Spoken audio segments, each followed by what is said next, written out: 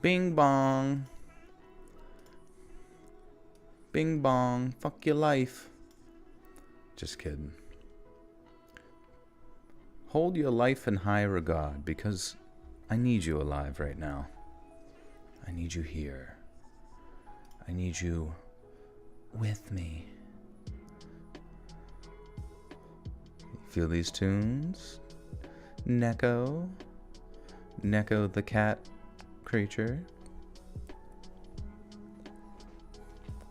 I might just spray my throat, honestly. Oh. It's all clogged up with goop.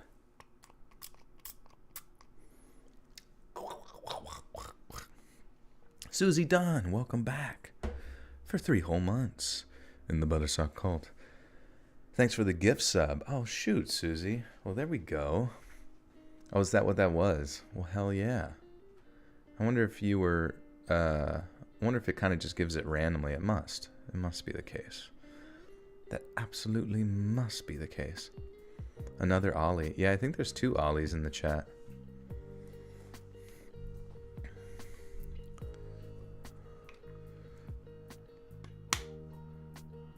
Pre-spray the balls. Coat the balls. And spritz. And ball spritz.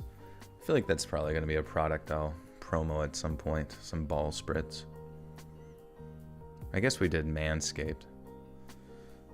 And there was some degree of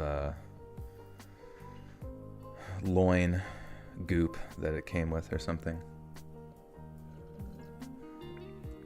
Richard Strader, welcome back. For 5 months, my friend. Says, hello, Joel. The evolution is here. I'm really tired tonight, so I will probably lurk and bonk till I fall asleep. But wow, 5 months. Look at that. Richard, you scared me for a second. I read evolution, and I was just like thinking to myself, is everyone here Jacob? Are these all of Jacob's accounts?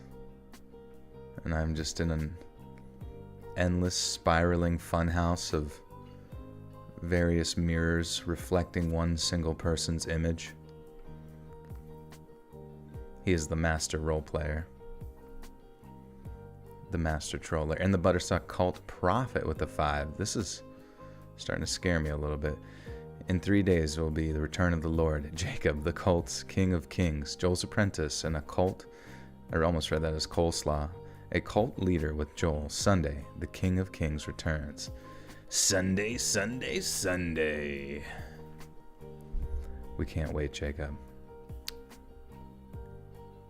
We will start the counting down right now.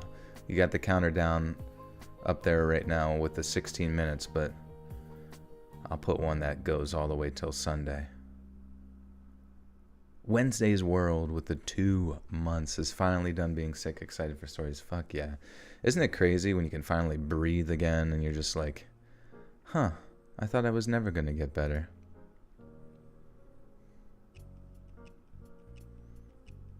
My balls are heavy. I spit spaghetti. What's the music in the background? Yeah, this is still the playlist In Pursuit of Happiness. Uplifting lo-fi music on the Dream Hop YouTube channel. But this current song, Fresh Juice by Hoko. Coming at you live with some jazzy beats.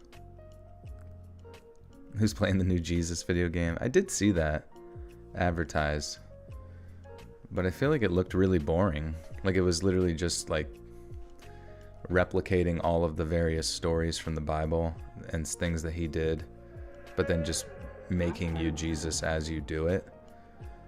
But I feel like even though it would be really cool to raise somebody from the dead, I mean, we've already been doing that as Mercy forever, you know, so it doesn't quite look as spectacular and low res.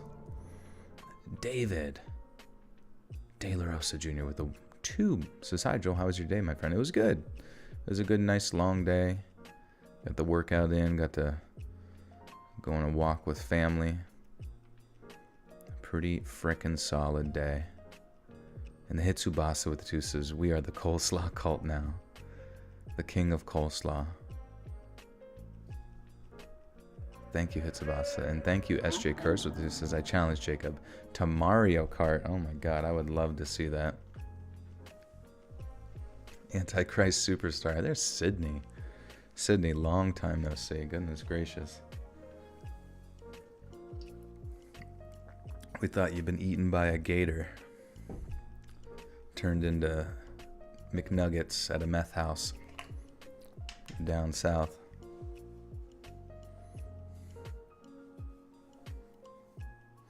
I am the Jesus Christ of Christmas.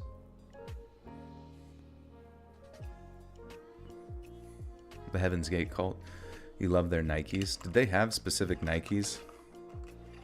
Did Nike sponsor the Heaven's Gate cult for a little bit? These ones will make you jump so high you'll go to heaven. You go back to the mothership. We're having a Library Babble video. I think it's unlisted. I might still have the link, but I'll have to check. If anybody ever wanted that, yeah, just hit me up, and I might have it unlisted, but I'm not sure. Otherwise, it might still be on Patreon, to be honest. Witcha. Maksama, good to see you. Yeah, I go live for these first 20 minutes or so. We just chill, chit-chat. Everyone finds their way in, finds their seats, gets cozy, gets comfy. And then I'll be recording tonight. We're recording tomorrow's stories tonight. And we got tailgating stories, some unique ones. I figure it's a good time of the year.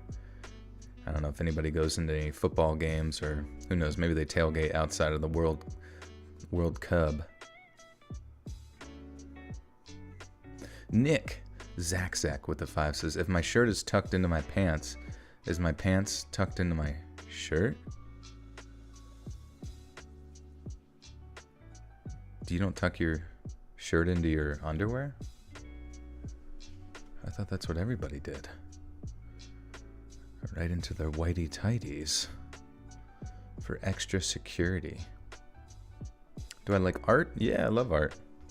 All forms of art. I love it, need it, want it, gotta fucking have it.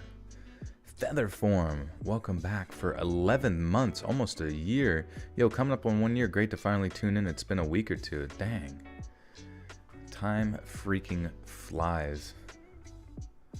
But it's good to see you. Yeah. It is wild sometimes, like how quickly time can... Oh, there's Nick Stone. It finally showed up there.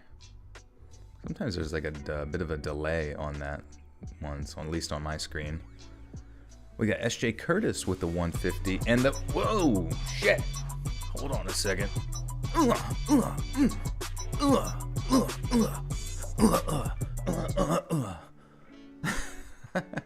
Just imagine, like, my neighbors just every night, they look up at the window and like, what the fuck? What the fuck is he doing? He's gyrating. I think he's possessed, sweetheart. We have to call the priest. But Crucella, thank you for the big $50 bronation. Thank you so much. And thank you again, SJ Curtis, for the 150. Thank you, guys. Appreciate your generosity.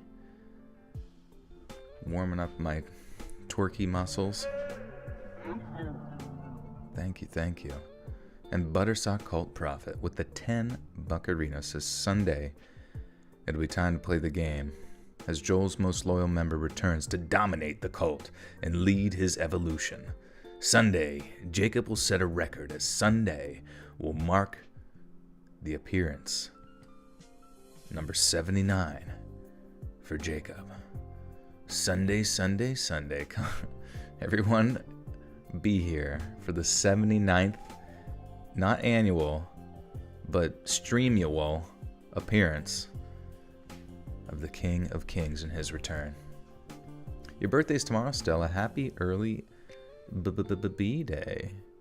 If you could please list the Library of Babel video I used to listen to every single night for 2.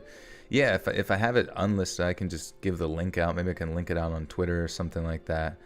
I just didn't want it to have any copyright issues because I don't, you know, it was like back when I was reading stories just kind of willy-nilly on the channel. Not really thinking about the whole turning it into a job thing. What kind of music do I like? Do you like metal? I do like metal, yeah, especially when I'm lifting. But I can listen to almost anything. And lately at the gym that I work out at, it's like, man, they play the same fucking Spotify playlist, like 90. It's weird whenever you're only there for an hour and you hear the same music. They should just like let each person there just figure something out. Miss Molly with the 10 and her fedora hat says, Joel, how are you? I'm doing all right. Watching clips from Kanye on InfoWars has made me one tired Jew, though. Don't anti-Semitize him, y'all. It isn't cool. I hope loving. Yeah, don't do that. Kanye on Info. Okay, interesting. What the hell?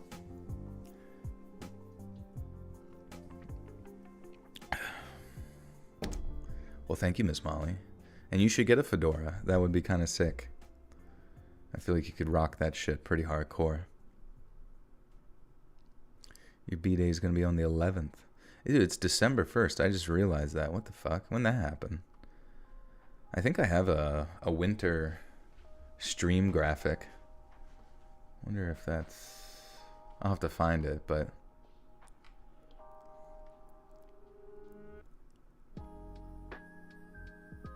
It was a fucking trip, yo. Yeah, Kanye... I don't know. I have no fucking clue. I think he's trying to just tank everything. I saw that he lost a lot of deals with stuff, and my theory is that since he knows he's getting divorced or whatever, I don't know if this is right. This is just made up in my head because why not? It's fun to make stuff up. Source? Oh, I made it up. But maybe he's just trying to lose every possible deal and sponsorship possible so that it minimizes the amount of money that Kim Kardashian and the coven can take. But that's just my theory.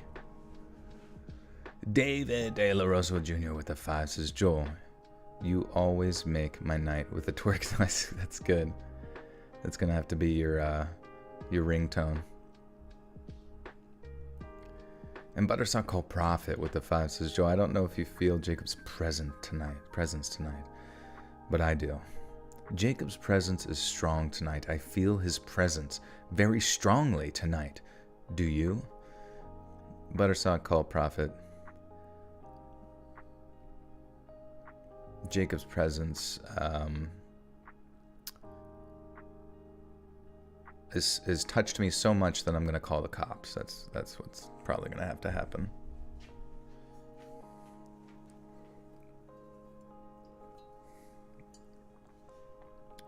But thank you for the 5. Appreciate you.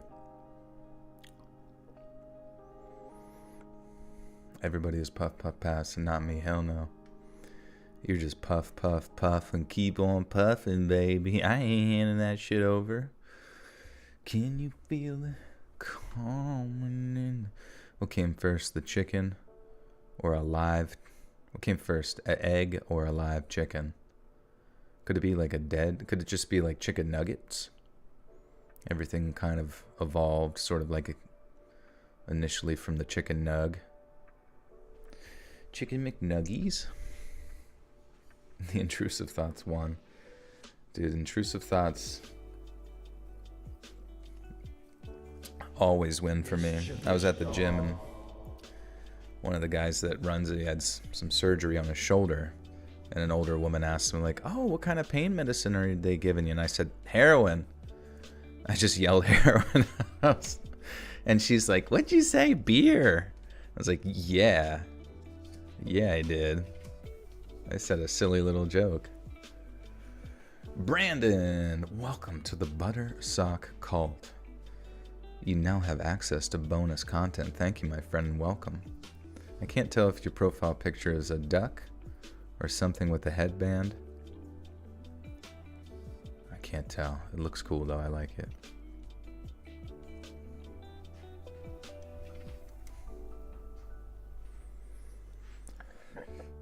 SJ Curtis with the 2 says, tell us Joel's version of an effed up fairy tale. Oh, shit.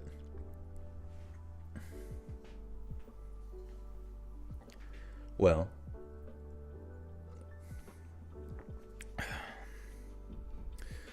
the 7 dwarves weren't actually dwarves at all.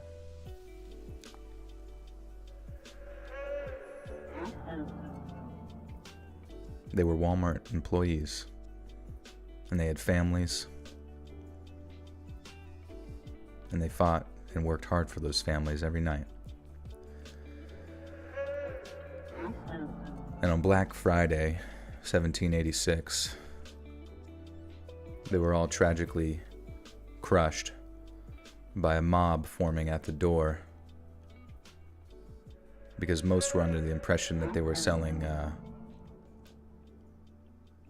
brooms, wicker brooms for 50% off, and everybody went fucking bonkers for that because they usually had to make it on their own. And that unfortunately resulted in all the dwarves getting absolutely smushed into a bit of a cream. I don't know what I'm saying. Sydney with the 3, thank you. Thank you. And Lynn with another 2 says, meant to ask you if you like the name Jolie Polly. I do. Believe it or not, it may have been one of the many names given to me through my centuries of existence. Jolie Polly Oli. Kissed the girl and made him Crowley. And Buttersock Prophet with the 5 says, behold the king of kings. Sunday, let's let the chant turn Jacob from cult villain into a hero. Joel, you can't wait for Jacob's return Sunday. Holy shit. You know, I never knew I could be hypnotized by a donation, but I blacked out there for a second.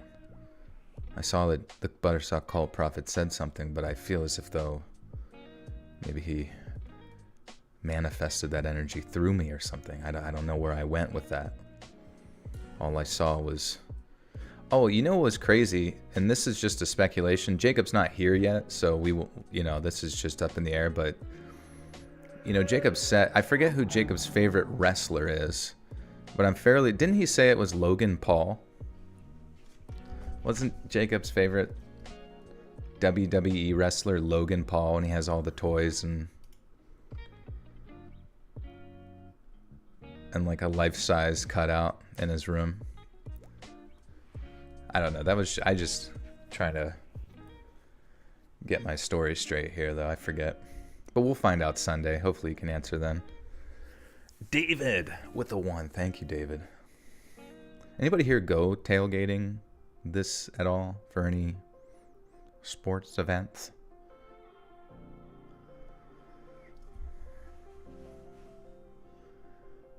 Anyone here like abstract paintings? I do. The one thumbnail that I most recently, well, for the Reddit stories, more recent Reddit stories, was kind of an abstract painting, I thought. Abstract.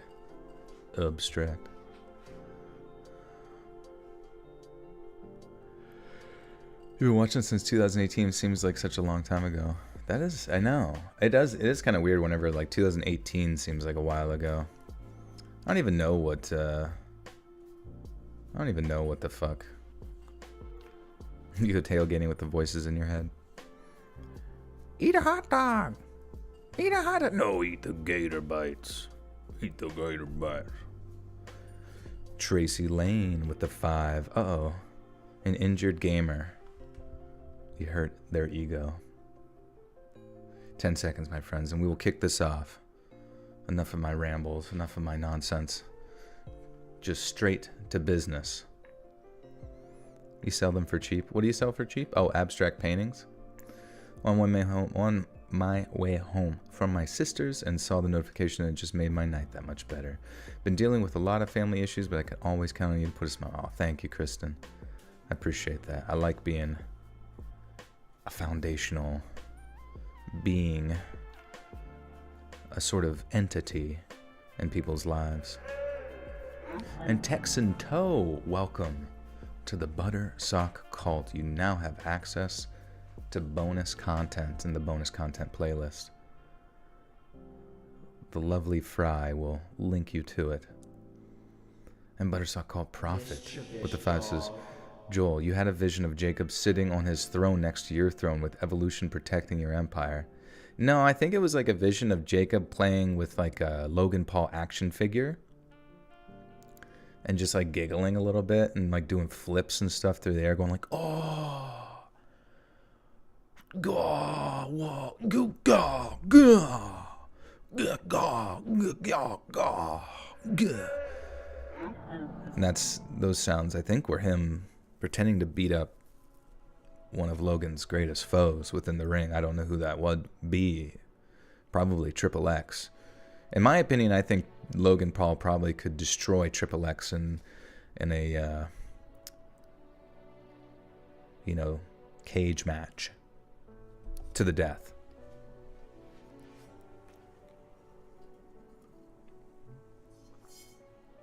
Yep, and you keep me rested, so if you buy one, I'll make it even cheaper. Oh, okay.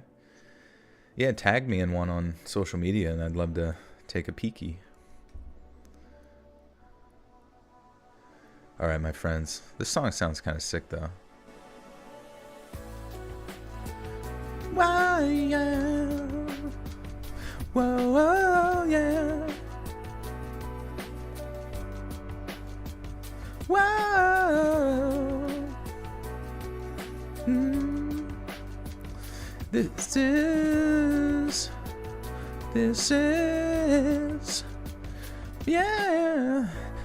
This is Triple H's entrance song. The song he played when he was gonna get absolutely filleted by Logan Paul with a backward somersault to his head. From the top of the cage, it made him rage. Left him completely filleted. Did I already rhyme that? Either way, Triple H is fucking dead. Logan Paul hit him in the head with a kick. Hiya! Out of nowhere. Holy fuck, they let a bear inside. I'm running. Alright, what the fuck am I talking about? I don't know. But we got some spooky shit to read. It's gonna be sick. What's the name of that song? Fuck. I get closed out of it.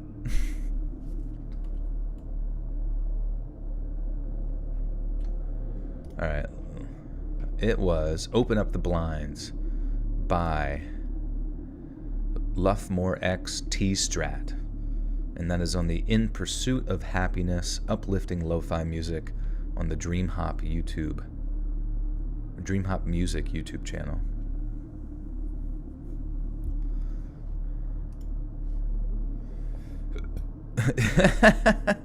Mariah Carey been real quiet since this drop. She's still fucking thawing out, dude. I'm worried though. I looked over where I keep her in my fridge and I just saw like a puddle of water and I'm like, where'd she go? Sir? You what? Mariah Carey got out. What?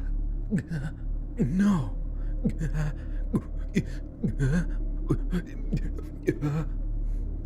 All I want for Christmas. Do. What's that song? How does the song go again? Don't tell me it, because then I'll sing it forever and then you'll already hate everything.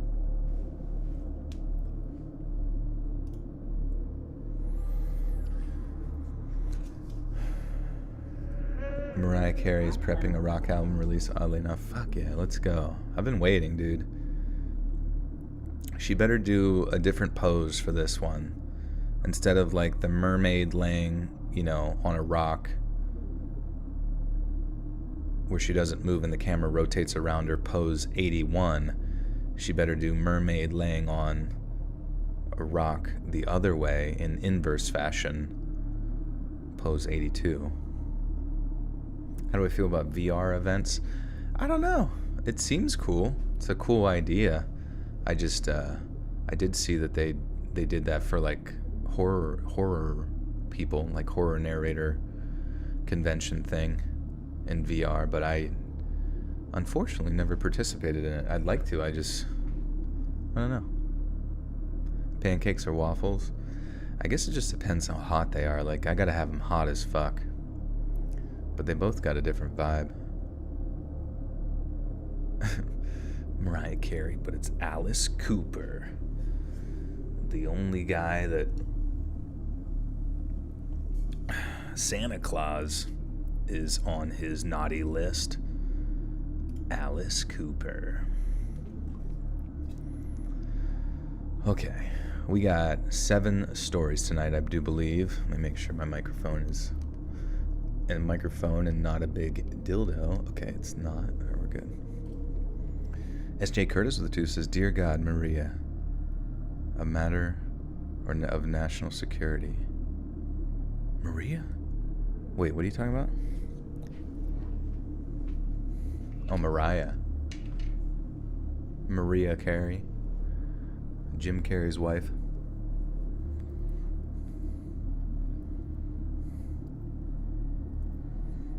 Alicia, cool, thank you, appreciate you. Bit of a story that stuck with me. Yeah, a lot of weird ones out there. That last one we read in the 4chan stories was weird as fuck, like, where it was talking about that meth family that was, like, selling kids and then had a blood diamond ring that was cursed or some shit. I don't know, it made no fucking sense, but it was weird.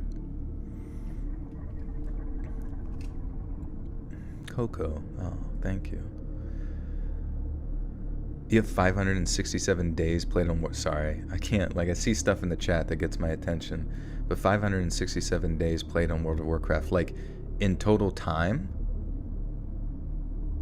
I guess that would make sense, because I remember years ago, in 2012, I think I told this before, but my buddy's older brother, I looked on his computer, because he was always had the World of Warcraft menu open, you know, where you're choosing your character or some shit, and it said, like, 365 days of like gameplay time, and I'm like, holy shit balls, dude. Holy fucking shit balls. And honestly, as weird and bad as World of Warcraft can be for people's social life, I sort of wish I had a game that I gave that much shit about, you know what I mean? To like just play and chill and meet people and stuff, but I don't really have that. I have fucking stupid fucking Overwatch, where everybody that you meet in that game is your friend at the beginning of the match, and then your fucking absolute enemy, even if you win at the end. I tried World of Warcraft. I remember I got lucky, actually, because I've realized that like games and entertainment, they're a lot more powerful in your mind when you're younger, right? And in 8th grade, I'd never built, or I had a computer, but they were always like pre-built ones that my dad would have, and like I'd play some games on it from time to time, but I usually had consoles. And then I remember World of Warcraft was out, and my friends were playing it, and I really wanted to play it with them. So we went and bought RAM because the computer was shitty and didn't have enough RAM to run it. And then we went and got some, came back.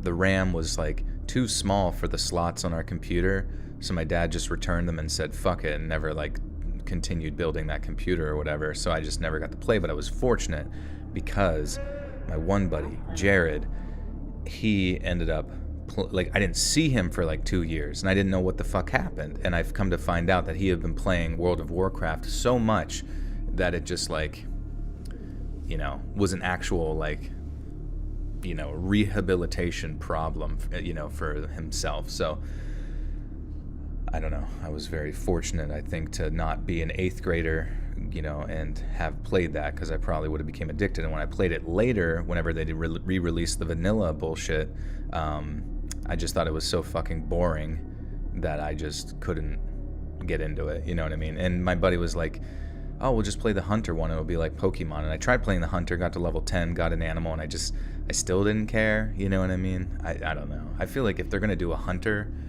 and I might be wrong because I don't know shit about the game, but I feel like you have to have like a fuck ton of creatures. Maybe they do, I don't know. Stephanie Bowling with the 10 says, Joel, today my son Brandon pranked Jacob today Brandon got one of Jacob's beers and poured the beer on Jacob's head. All Jacob said to Brandon was, "What in the hell was this about?" You missed a dono. I'm sorry. Oh, and from Stephanie, again with the 10. Sorry, Stephanie. Apologize. Joel, how are you feeling? To be clear, Jacob hates Logan Paul. Joel, if you could see Jacob, he is breaking character. Triple H has always been Jacob's favorite wrestler. Brandon and Jolene are well. Oh, good to hear. Okay, I swear I thought Jacob said that Logan Paul was his favorite and that he had a big poster of him in his room. But maybe I misheard things, We're not all perfect, we don't live in a perfect world. We live in now Logan Paul, he's perfect. He's a perfect man. And he does a perfect fucking backflip into Triple H's head and smushes it. At least what I think happened. Hasn't been released yet. The tapes. So the events of this story must be without a doubt the strangest thing that has ever happened to me. I don't know how scary this story is, it's just very weird. I didn't know where to share my story, so I figured writing it for the internet was my best bet, and I hope you enjoy my strange and weird story from March Madness last year. I worked as a security guard for hire in San Francisco, California, one of the locations of the men's NCAA basketball tournament last year. For anybody who doesn't know, every year the NCAA holds the March Madness basketball tournament, and it is a massive 68-team tournament, and if you count the play-in games to determine the What is it? It is a massive 68-team tournament if you count the... Oh, I see. I see. It's like if you count.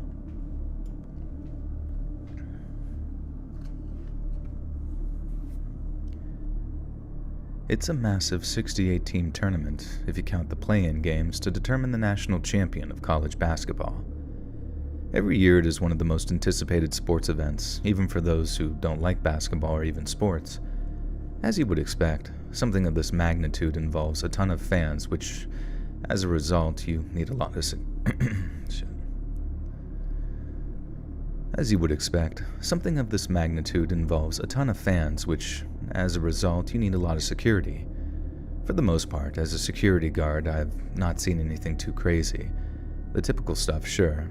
I've had to throw people out for drunken incidents, bringing something they shouldn't into the arenas, and one time, I even had to throw someone out who tried to go streaking across the court. But nothing stranger than when I had to work with the March Madness tournament. It was the regional final, which means the winner of that game would go to the Final Four of the entire tournament. The game started a little before 6 p.m. PDT, but before the game, there was a few thousand-strong tailgating fans. Fans of Arkansas and Duke were going wild, hence why they beefed up security. For the most part, the crowds were fine while they were tailgating. A little bit of ruckus here and there, but ultimately it was just people having fun. Who am I to stop them unless they're hurting someone or breaking the rules? A few hours until tip-off, maybe around 3 to 4 p.m., a little man walked up to me. This guy had to be about 5'2", built like a meatball. He had a scruffy beard that was patchy and wild hair that went every direction you can think of. He was wearing a New York Yankees windbreaker and a New York Mets hat. I'm not a big baseball guy, but I think the New Yorkers would probably frown on that. And I asked the man, "You all right, sir?" And he responded with the weirdest sentence I thought I would ever hear at a March Madness tailgating event. He said in a squeaky voice, "Yeah, my good man." Fuck. Yeah.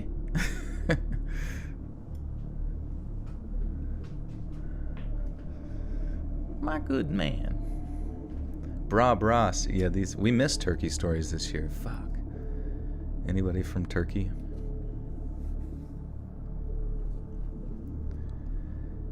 He said in a squeaky voice, "Yes, my good man. I'm looking for a place to meditate. For you see, I need to meditate so I can alert them that I'm here." Yeah, I had no clue how to respond to that request, and I was not even going to attempt to unpack that. I just responded in a friendly tone, "Sorry, bud, I don't think you're going to find a spot like that here." The man grabbed my hand as I started to walk away and said, "Well, that's too bad, isn't it? I'll have to find another way to alert them. Well, good day, sir." The man turned around and walked away. Now, this man was not a threat physically, but I definitely made a note of this interaction and radioed it into some of the other guards just in case. He wasn't doing anything wrong at all, but he was talking about alerting people and whatnot. I had to keep thousands of people safe. I just wanted to make a mental note about him. I figured he was drunk or something, nothing to be too concerned about. A few hours passed, and the fans started to enter the arena, and the game commenced. Duke defeated Arkansas, and the fans started to leave after the game. We helped to assist thousands of fans to their cars, and we had several guards outside to make sure everything was safe in the parking lot. As the last of the fans were trickling out of the arena, I saw my little friend again with his bright Yankee coat. He was sitting inside of a supply closet on the ground in the concessions area. I didn't even want to know that he was sitting in the popcorn. He was in the popcorn machine. Voice reveal. That's a true voice reveal. Hey, yo, Mr. White. That's what he's going. Well, you gotta. I gotta cook some meth. I gotta make him alert. I didn't even want to know how he got in there. Fuck. I didn't even want to know how he got in there. I just wanted him gone. Okay, bed. What the fuck's wrong with me? Okay, bud. Time to go. Get up and get out. We got... Sorry, I should probably read the sentence first. Okay, bud. Time to go. Get up and get out, and we won't have to. Okay, bud. Time to go. Get up, get out, so we want to involve anybody else here. He didn't respond or acknowledge me whatsoever. He was mumbling under his breath, but nothing I could make out. It just sounded like random mumbling. Hey, do you hear me? I started to shout. The one thing about this line of work is that sometimes you gotta be a jerk. I don't enjoy it, but it's part of the job. I said to the man one last time, "Sir, this is your last warning." The man finally turned to me and said, "Ah, good. You're here just in time. I just alerted them." Not taking any chances, I called for backup. Just in case there was more to the situation, I wanted to make sure that I covered all my loose ends. In a minute or two, several of my fellow security guards were standing with me. I warned the man and said, "All right, bud, we're escorting you out of here. I don't care where you go, but you gotta leave the arena unless you want us to call the police, actually." The man started to laugh uncontrollably. We all looked at each other in this sort of bewilderment as the only way.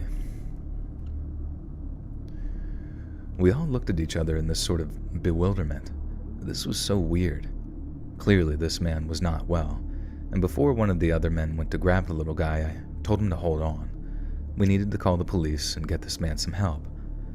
Well, the other guard, who happened to be my supervisor, said a certain curse word to me and told me to forget that idea. He grabbed the man, and as soon as he touched him, the man went crazy. He started yelling and laughing all at once, shouting, Yeah, they're coming! You're first! My supervisor threw him over his shoulder and started to carry him to the entrance of the arena. Against his wishes, I called the police anyway and told them the situation. As a result of the tournament, they already had active duty cops outside the venue. I went outside with the other guards as they tried to basically just toss this man into the wind. All the while this was happening,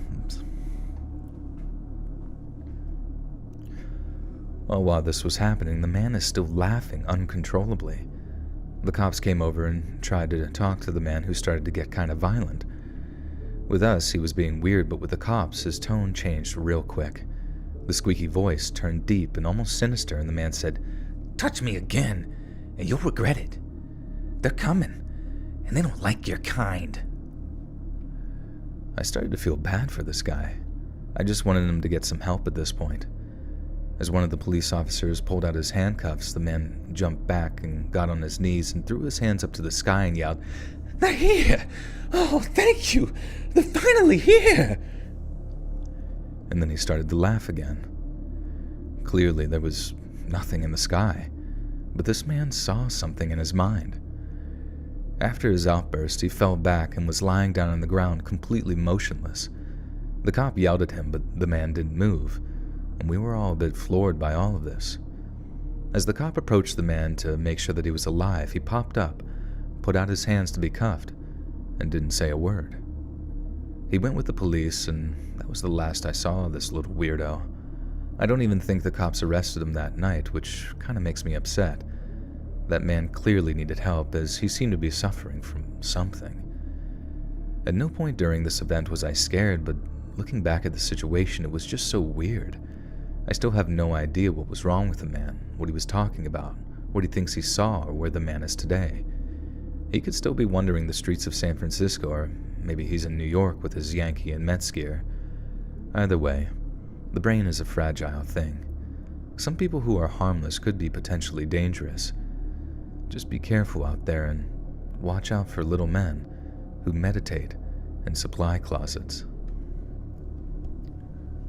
Wait. Meditate in supply closets? Did I miss something? Did that happen? Did I read that?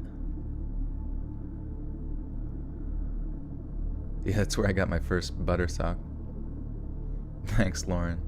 Trying some new ones. Kind of sounded like Meowth a little bit. Meowth, that's right. Stephanie Bowling with the 10 says, Joel, you're fine. Brandon and Jolene have a father that cusses a lot. Every cuss word Joel says on the stream, Jacob says. I want Jacob to give his soul to Jesus, but Jacob tells me that won't happen. Oh man, that sounds a little chaotic. Jacob, we gotta tone back the swear words.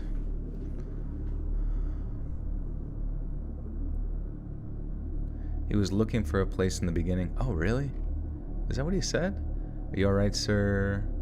He said, yes, my good man. I'm looking for, a place to meditate. For you see, I need to meditate. Through to this guy at about 5 of you, scruffy beer. Oh, he came up to him, right?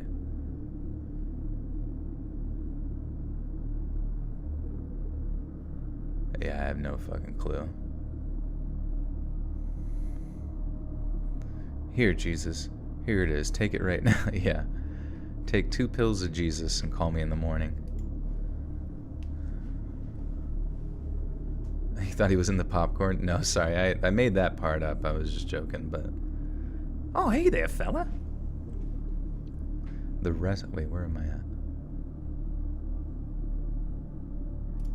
at? Okay. That was a good one to start on, though. I thought it was... I like the weird ones. Kind of reminds me of the 4chan stuff. Sounds like Jiminy Cricket. You went to the doctor today and said I had a week back. He asked me how long. I said about a week back. Oh.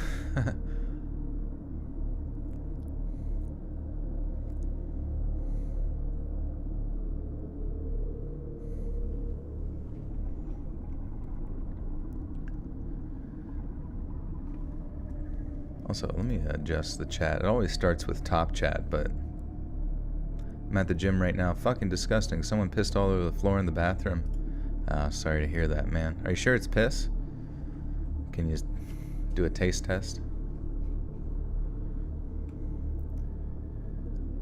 So let me first say before I tell my story that I'm going to keep my name and the location of the story completely anonymous for certain legal reasons, obviously.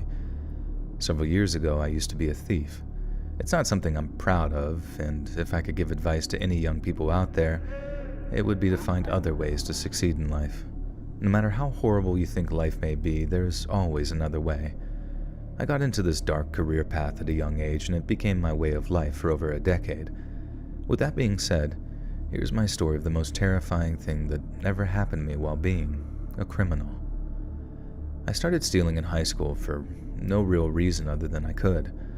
It was not about the thrill or about surviving. At that point in my life, I just wanted to see if I could do it without getting caught. I would steal a candy bar at the gas station, a soda at the store, and even random things like chapstick from a purse. I realized quickly that I was good at stealing things. I know that sounds horrible, and I'm not proud of that fact, but being a social outcast in high school, it was just nice to find something I was good at. The older I got...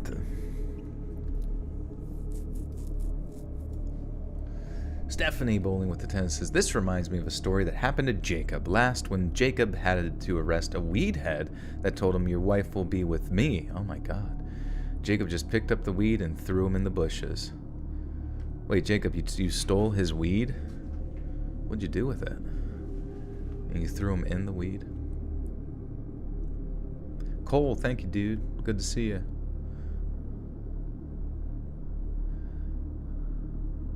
What?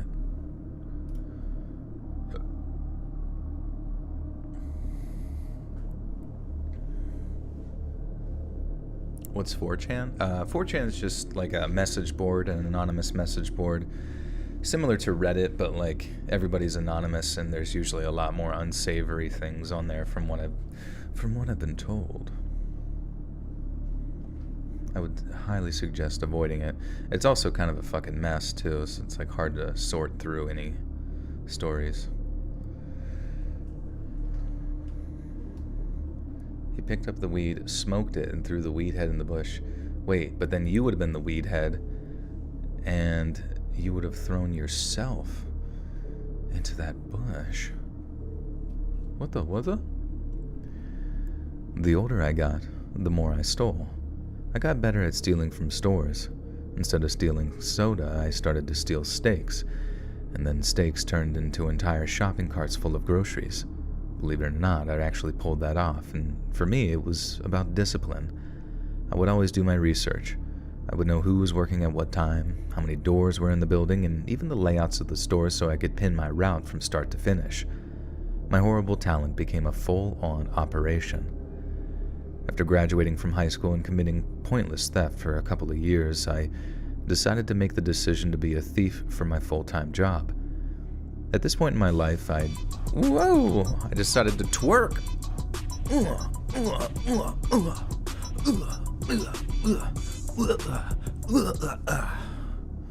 Whew. Crisella, holy shizzers, with the 30 buggerinos. Thank you. Crisella, what is your profile picture? I always imagine it's some sort of like crystal ball or like a spaceman. Maybe a person dressed up for Halloween with a Halloween candy bag and a cat below them. I don't know. Either way, thank you so much for the 30. Appreciate that. And Stephanie Bowling with the 10 says, even though Jacob cusses, he's a good man, father, and husband. What happened was Jacob picked the weed head and threw the weed head in the bushes. Not the weed. Oh, okay. Whew. Save the weed. God save the weed. That's what the Queen said before she went out. Rest in peace. For me, it was about discipline. I would go do my research. I would know who's working at what. Okay. Oh yeah, that's right. My horrible talent.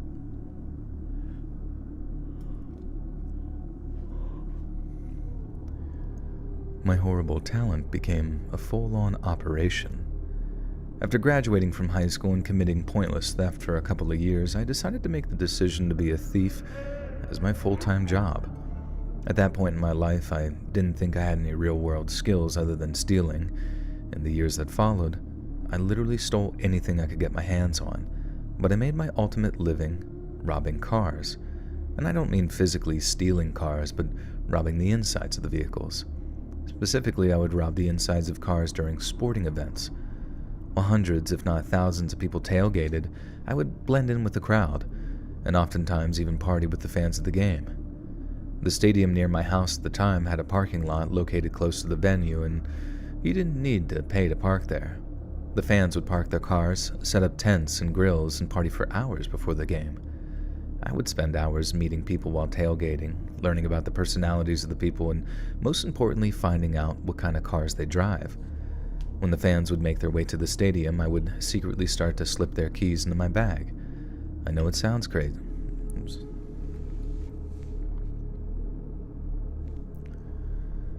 I know it sounds crazy, but you would be surprised how many people don't check their vehicles before heading to the game. Some would even realize that they lost their keys and basically they don't care because they want to make it to the game on time or just party with their friends. Once the crowd thins out and the lot is virtually abandoned, I would start my theft. Car after car, I would rob and fill my bag. So many people leave their wallets, cash, or credit cards in the car during the game. More oftentimes than not, women would leave their purses in the car and I would clean out the cash. After my theft, I would leave the keys on the seat of the car, staging a scene that makes it look as if the key fell out of the driver's pocket. That sounded weird.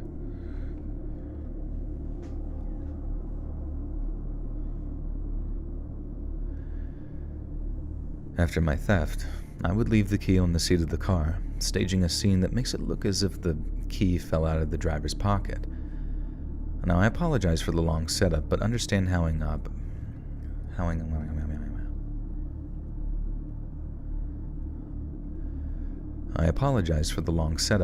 understanding how I operated during these tailgating events is important to understand what happened the night I got caught. The night I will never forget. So my night started like most other afternoon operations. This specific game was a night game, which I loved because I could use nightfall as protection to move in the dark. During the late afternoon tailgating sessions, I did my thing and met a bunch of people. Everything was going according to plan, and I secured several keys in my bag. Once the tailgating lot cleared out, I started my job. I approached my first car and got lucky right off the bat. The passenger seat contained a purse with $1,200 in cash. If the remainder of my keys contained nothing, the night would still be a success in my mind. Once I cleaned out the purse and closed the door, I noticed two figures standing in the lot. I had my own personal rules to protect myself when this happened, so I didn't look sketchy. I turned to the figures and shouted, "My wife forgot her purse. Of course she sent me." I opened the car door again and grabbed the entire purse, and I laughed and started to walk toward the stadium. Remember, I still have my bag full of car keys, and now I also have this stranger's purse as well. As I left the lot, I turned and noticed the two figures following me. I started to walk a little faster, and when I turned Did this guy pickpocket the keys from these people? I'm like confused what the fuck he did. Like, how would you... That's like such an elaborate thing to like meet them, go with them, and then just like... And yeah, $1,200 fucking dollars just on their person.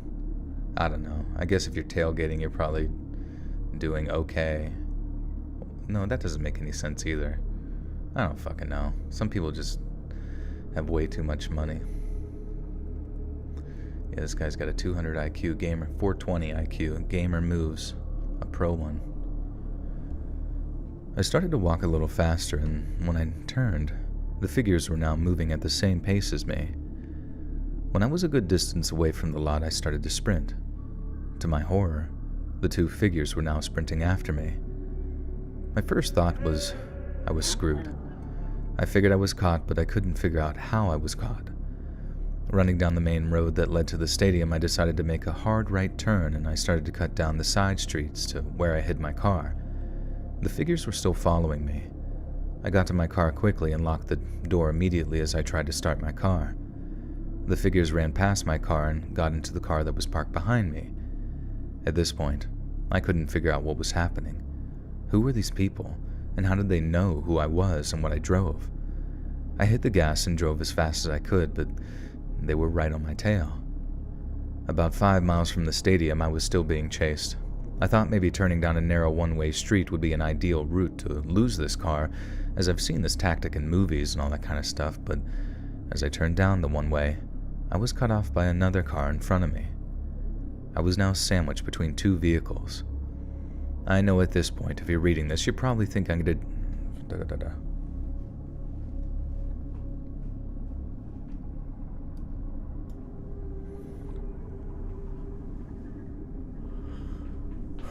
Could be a private college in Beverly Hills. Yeah, maybe. I didn't... Oh yeah, I guess they kept it. It didn't say where they're from.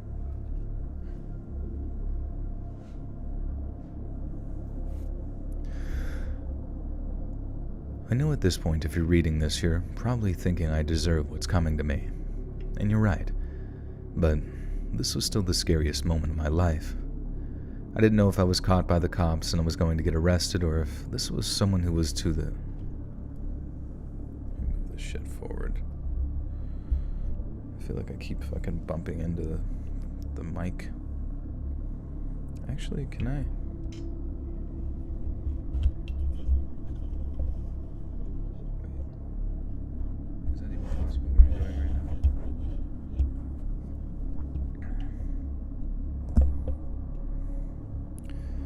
Am I doing a pro gamer move?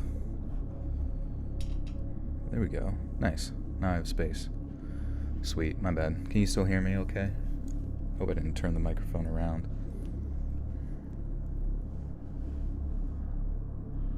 A meatball sub sounds legendary.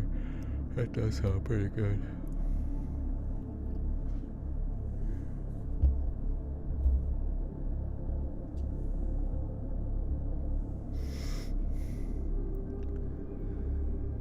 I didn't know if I was caught by the cops and I was going to get arrested, or if this was someone who was onto my game, or just a random targeting. In that moment of sitting in my car, I contemplated my options. Ultimately, I decided to get out and run. I grabbed my bag, which contained the purse I stole and the keys, and I ran. As I approached the car at full speed on foot, several people got out and grabbed me right away. I'm not sure if it was a man or a woman. The figure was small and they were wearing a mask. It was a cheap plastic tiger mask, and you could, oops.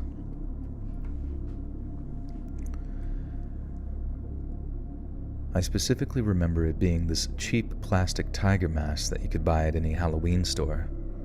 I tried to slither my way out of their hands, and I did, and ran to the end of the narrow street. Once I got to the main road, I ran about a mile away to the 24-hour gas station, figuring the public location would be safe. After a couple of minutes, I saw the two vehicles come into the lot of the gas station. I started to panic and told the person behind the counter. This is the point in my life when karma finally caught up to me. By chance, there were two cops in the gas station. During football games, they always patrol the surrounding areas for drunk drivers and rowdy fans. The cops approached me and asked why I was being so frantic. I exclaimed that cars had been following me and that they tried to jump me.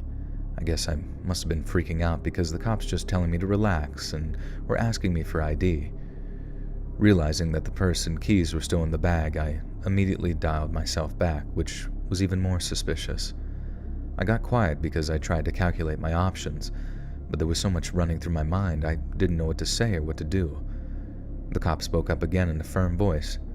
"Can I please see your ID, son?" I was a bit apprehensive, but I went into my bag and grabbed my ID. Maybe it was my nerves, or maybe it was just my luck finally running out, but I dropped my backpack, and scattered on the floor was the purse and about 8 sets of car keys. The cops looked at the keys, and this is when the real questions started. I started to panic and itch. The cops knew I was lying. I looked outside and saw my chasers.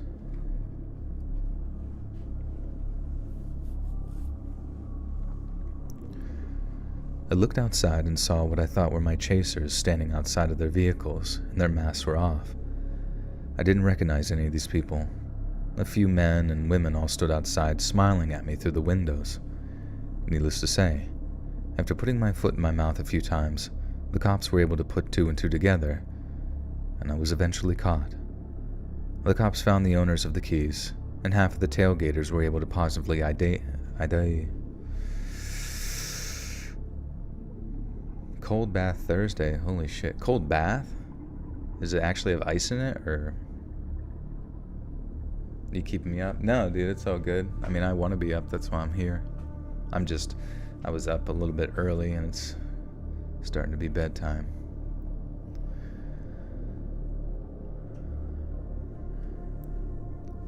The cops found the owners of the keys, and half of the tailgaters were able to positively ID me.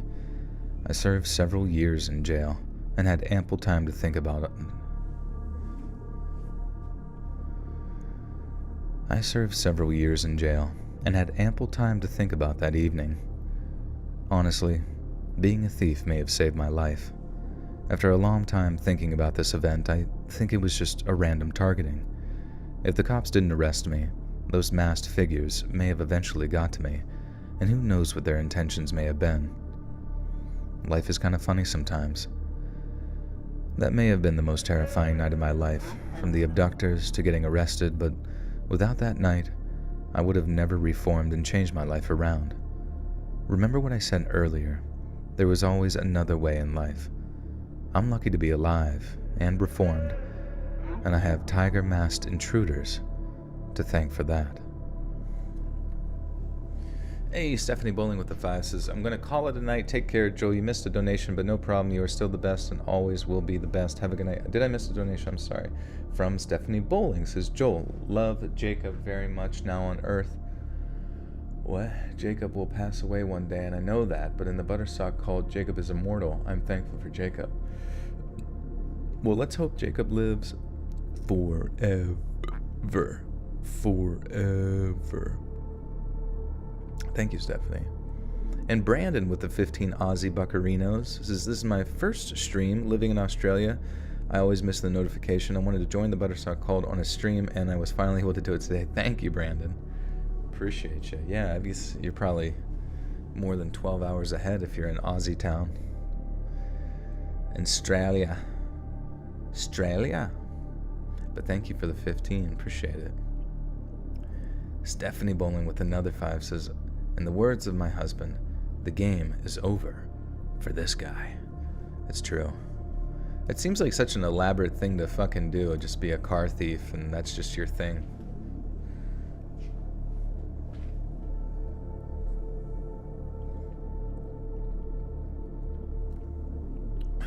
What editing program do I use? I use Sony Vegas, which anybody who knows about editing stuff knows that Sony Vegas is dog shit. But hey, it's kind of just what I'm used to at this point, and it's part of my workflow.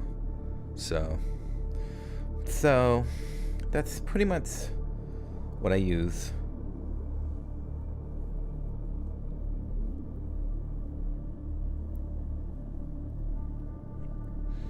Eating a Clif Bar and drinking milk. Yum yum. Hell yeah, that sounds pretty dang good. Make a compilation of your fave stories that you've already told or wish to. Yeah, maybe. I think, who did that? Was that Mr. Nightmare did that? I think it'd be a little bit easier for him because he can kind of remember all of his content for the most part. But I've made so much shit, and I've already done so many compilations. I have no idea what stories would even in my mind be considered my favorite, unless I like kept track of them. Can you do a Lola impression? Who, Lola Bunny? Hey, Bugs. I don't even remember. What does she sound like? Monstars. Buttersock called Profit with the 5 says, now it's time for a pre-recorded donation from Jacob. You ready for it, Joel? Yeah, definitely. A pre-recorded.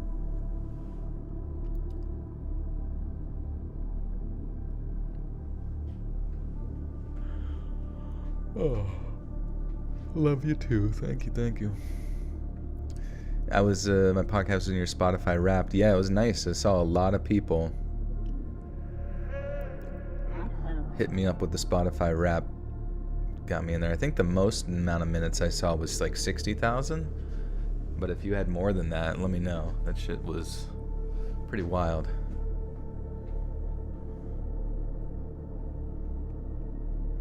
Stories from my most popular vids. Yeah, that would be a good way to start as far as organizing goes. Still kind of vitamin tasting though. Healthy chocolate bars don't make me happy as Christmas tree Reese's cups. Oh yeah, those are good as fuck. It is kind of funny how certain different types of Reese's hit different.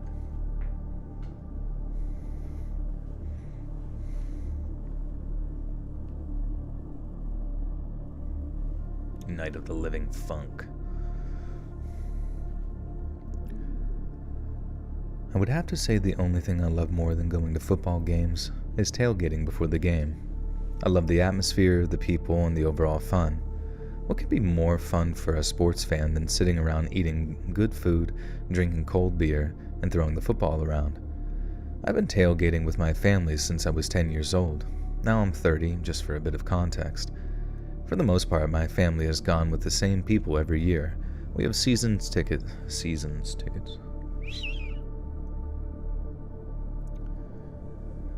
We have season tickets through my dad's work, so it's always been the same group of people. The older I got, though, the less I wanted to party with the older adults, and the more I wanted to hang out with people my own age. I don't remember exactly how old I was, but in my early 20s is when I met Brittany while tailgating. On this specific game, I went walking around looking for some of my friends. I found some friends from school and hung out with them for a while. While I was drinking some beer, I noticed this beautiful girl looking at me, smiling.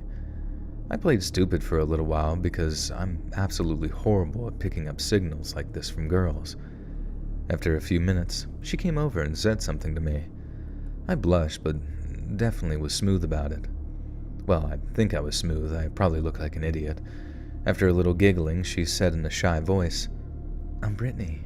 What's your name?" I told her my name, and we shook hands like we were in a business meeting. My friends were laughing at me, and I could hear them making comments under their breath. I'm not the best when it comes to interactions with someone I'm attracted to, also. And after some minor small talk, I finally dropped the big question and said in a nervous voice, "Would it be okay if I got your number?" She smiled and nodded. She grabbed my phone and put her number in there as Brittany with a heart emoji. She then leaned in for a big hug and dropped my phone in my back pocket. While hugging me, she leaned in and whispered, "Don't forget to text me." She stepped away, smiling, and waved as she disappeared back into the crowd. I couldn't believe what just happened. My friends came over and high-fived me and did all the masculine stuff that boys do when they talk to a pretty girl. I shouted for a beer, and we all had a beer in celebration of my successful interaction. And after a while, we continued to party for a bit and then went our separate ways. We met back up with my family and we went to the game. After the awesome overtime win, all I could think about was texting Brittany. In fact, the entire game, all I could think about was texting her. I didn't want to appear too eager, so I waited until I got home that night to text her, and my first message was at 8:46 p.m. She messaged me nearly right away, and here is our entire conversation. "Hey Brittany, it's Nate. So happy I got to meet you today. What's up?" "Hey Nate, I have to admit I am a little disappointed." "Why?" "You never texted me earlier. I thought you liked me." "Lol, I do like you. I didn't want to seem too eager. I texted you as soon as I got home." "I thought you were different, Nathan." Nathan? Lol, am I in trouble?" "I'm going to end you." Excuse me? What does that mean?" "Your back door is unlocked." "What the hell?" "Your back door is red. There's a fall wreath hanging on the door. The kitchen light is on and your mother was just washing dishes in the sink. I saw it through the window. You better lock your door, Nathan." Dude, that's creepy as fuck. Sorry. Oh, I can't say fuck in a video. But they had AF and it caught me off guard.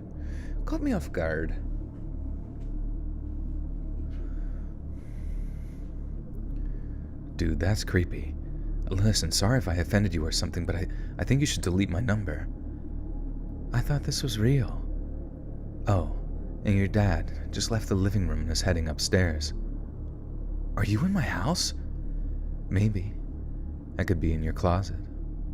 I just looked, you're not. This is some messed up joke. It's not a joke. Your parents are in bed now. Come outside if you actually like me. Ew, stop texting me. Okay, I'm coming in then. I did warn you. Are you serious? Brittany? Hello? After a few minutes of no response, I ran downstairs. The back door knob was shaking like someone was trying to open the door from the outside. I tried calling Brittany's phone, but it just kept going to voicemail. I went to the window and peered through the glass. This person trying to break into my house was not Brittany. It was some skinny-looking guy with a tattoo on his neck that said Angel in huge capital letters, and I ran into the closet in the living room and immediately called the police. The soon-to-be intruder must have been a terrible thief because within the 5 minutes it took for the cops to show up, this man was still trying to break down the door. When the cops showed up, the man was banging on the door, trying to get in. As soon as he saw the lights from the cops' cars, he ran, and unfortunately, the cops were never able to catch him through the backyards. When I heard the cops, I got out of hiding and let them in, and noticed that I had one more message from that guy that said, "Smart man, that would have been your end." After giving the police all the information and quote-unquote Brittany's number, it turned out that the phone had been stolen. The phone belonged to an older woman who lost her phone at the football game. Unfortunately, there was no other news on this story. They never caught Brittany and her accomplice. I never found out how they knew where I lived, and the cops think that they must have been following me from the football game. I stayed in the house for a few more years until I bought my phone. At first I was confused with I mentioned the old person. Jacob with the 10 says, I am the most dominant lord in the history of the Buttersock cult. I am the game, and soon everyone will know my name as Lord Jacob. Sexbots, you will rest in peace. Peace, peace, peace. Thank you, Jacob. And Kelly B with the 10 says, how would you feel about telling a ghost story where a ghost that has been with our family helped me not to take my own life? I guess I'm asking, is it okay? How would I send you a story that... Yeah, I mean, you can definitely send the story in for sure. Kind of just see how it plays out upon reading it. But you can, a couple different methods here with Reddit. You can go on reddit.com/r/letsreadofficial. Or you can go to my email, letsreadsubmissions@gmail.com. But yeah, definitely send it in, and thank you for the 10.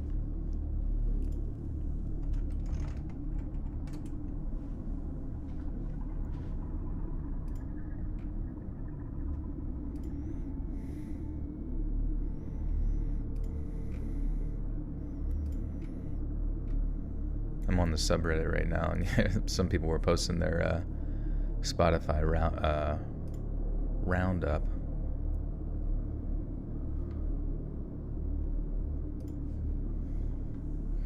Buttersock Prophet with the 5 says that was Jacob's pre-recorded donation. Oh, okay. Good to know. He pre-recorded it and scheduled a donation. What's your favorite movie? Do I read short stories? I can, definitely. Short stories about short people. I stayed in that house for a few more years until I bought my own house, and I was terrified almost every night that they would come back. I don't know what I could have done differently to avoid this from happening. In hindsight, I should have contacted a friend or the police when this Brittany person started acting weird, but I didn't want to overreact in the moment, not knowing if it was some type of sick joke, I guess. Just please be careful, my friends. There are some truly horrible people out there. Yo, Joel, what's up? Dude, huge fan from New Zealand. Could I hear your best... What's going on, Caleb, you New Zealand gangster in a freaky voice? Did you mean gangster? Gangs of New Zealand. The new movie by Scorsese. Do more 2-sentence horror stories. I was thinking about it recently. The animator for that is actually going to a 3D animation school. So I'm curious to see how insanely good he gets at that, and who knows, maybe we'll do a 2-sentence horror stories volume 3, and hopefully it pops off like the first one. The second one didn't do as well, so it kind of like decreased the motivation, but the first one, somebody actually made like a VR modded video game for the first one, like that Sarah, remember? Sarah! Have I read The Troop? No, what's The Troop about?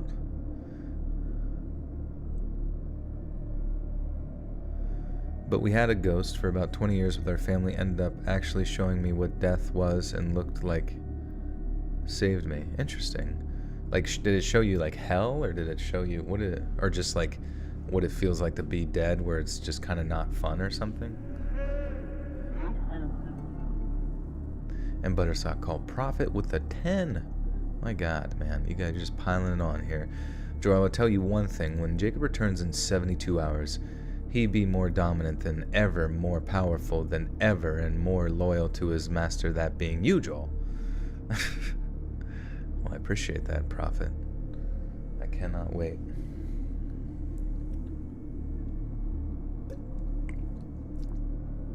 Fry, you have a fish bone stuck in your throat?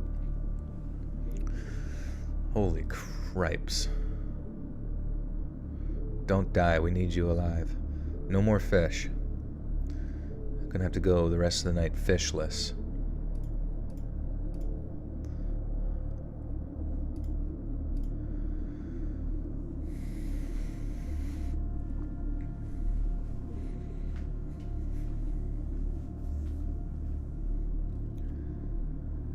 One of the best parts about going to a football game is tailgating prior to the game. I've never been a massive fan of football. I've never been a massive fan of football, but I've always loved the team atmosphere of going to the games. There is something electric about getting together with thousands of people to cheer for a shared goal. For nearly 10 years straight, my brother and I would try to go to as many home Buffalo Bills games as possible, being that it was only a few hours from where we lived. If you know anything about Buffalo Bills, they can be a bit on the wild side, to say the least.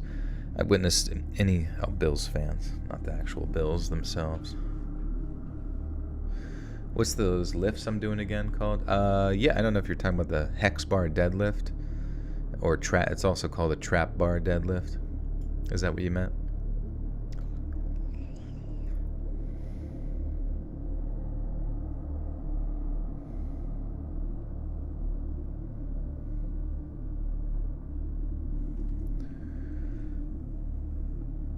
If you know anything about Bills fans, they can be a bit on the wild side, to say the least. I've witnessed anything you can think of, everything from a legitimate wrestling match in the parking lot, cars on fire, and a countless number of unspeakable acts. You kinda just shrug it off because that's the Bills' experience, and it has its charms. My brother and I have since stopped going to the games, though, and it's not because of the wild fans. Truth be told, I like wild fans. They can be entertaining and fun, they really do create an insane atmosphere for the games. We stopped going for a much darker and nefarious reason. A few years ago, we showed up early like always and started to tailgate with the fateful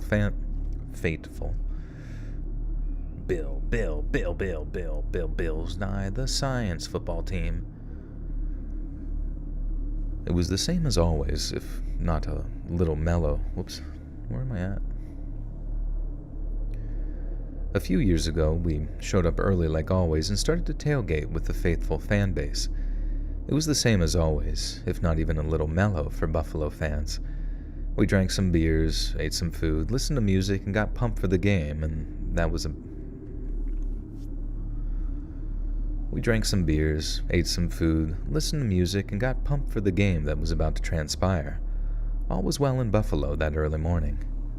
Around 11 a.m., if I had to guess, my brother nudged me and pointed out a group of guys who were standing by a van.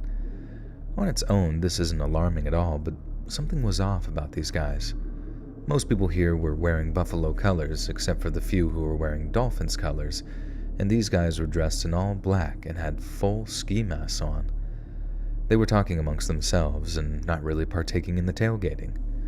We tried to continue to party with everyone else, but now I couldn't get my eyes off these guys. They looked like they were staring at us, but I didn't want to judge or assume. As the door time approached, the fans in the lot started to dwindle. Before we started to walk toward the gate, for some reason I decided that I wanted to talk to these guys. Maybe I had a bit too much to drink, or maybe the Buffalo faithful got me going. Either way, this would prove to be a horrible mistake on my part. I got close to the guys, and the overwhelming smell of Axe body spray almost made me pass out. "What's up, guys? You ready for the game?" No response from these three men outside the van. I made a gesture pointing to the stadium, insinuating that they should walk with us. The awkward silence lasted a few seconds, and then I said, "Okay then, well, clearly you guys suck." Again, maybe I drank too much. Either way, I shouldn't have said that. I turned my head to see where my brother was, and in the quickest of flashes, I saw my brother walking with the group we were tailgating with, and then everything went black as I felt an intense pain in the back of my head. I blacked out only for a second, and when I came to, these three men were throwing me in the van. and in my foggy state, I noticed a driver already sitting in the driver's seat. I tried to muster up some words, but I was dazed and my head hurt so bad. I remember looking down on the floor of the van as they started to drive away with me inside, and I saw this thick metal pipe. I couldn't stop wondering to myself if that was the object that they hit me with. I finally was able to get some words out, and I said, What's going on? Where are we going?" The two men in the back of the van with me said nothing, and the man in the passenger seat turned to me and said, "Shut up. Don't say a word. Do what we say, and you'll be fine." I wasn't sure how I was even able to comprehend anything that was being said at that point. I could feel something started to pool around my head, and I don't think it was sweat. The driver was erratic with his movements, and I started to feel dizzy. All while this was happening, the two men in the back of the van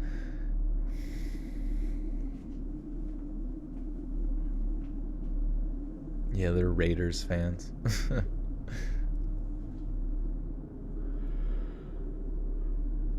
All while this was happening, the two men in the back of the van with me were holding me down so I couldn't move. The entire drive, all four men were talking in some kind of code. It was like English, but it was nonsense, saying things like, "The unicorn must eat the book," and just really weird sentences like that.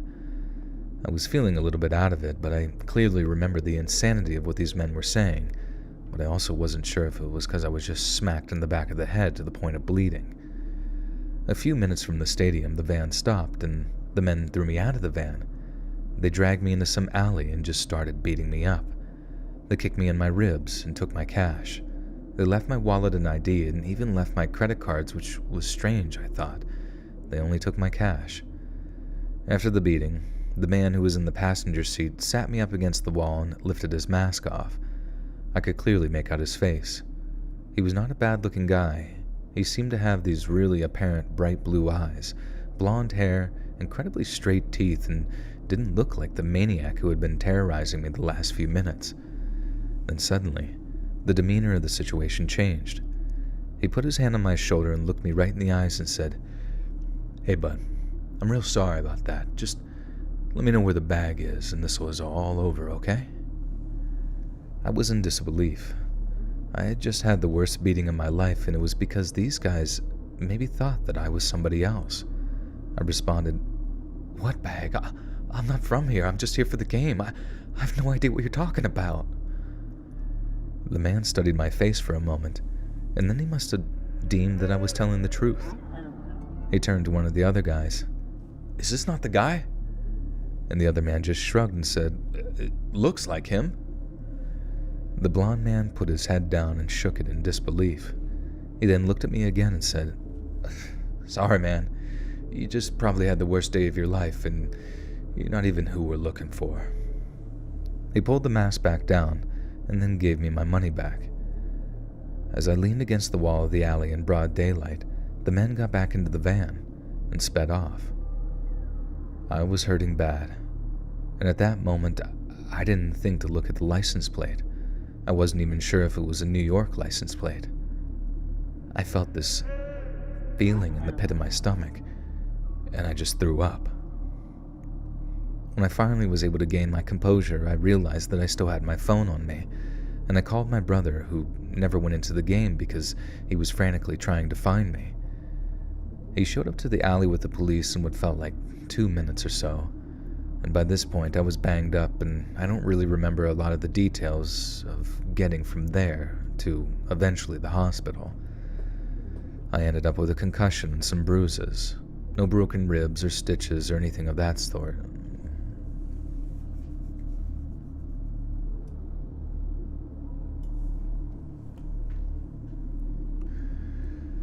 No broken ribs or stitches or anything of that sort. Thankfully, not in my head either. The doctor said I didn't need them. And it was tricky making a police report because I didn't see the van other than in the lot or any of the men other than the blonde guy. They didn't rob me and they let me go. And though the beating would be enough to get these guys in trouble, I gave the best report that I could, and that was that. And I never heard back from the police, and I guess I just kind of went on with my life. And that was several years ago, and I have yet to go to any sports games. I don't even watch football on TV anymore. I haven't been to Buffalo, and I don't want to go anytime soon. Now, this isn't a negative review of the Buffalo, or... I promise I'm not being mean to Buffalo. Buttersock Cult Prophet with the 10 says, everyone in the chat start counting down to Jacob's return right now. Jacob returns in 72 hours. That's 3 days. Then it will be 2 days. Then it will be 1 day. Then the timer will count down to 0.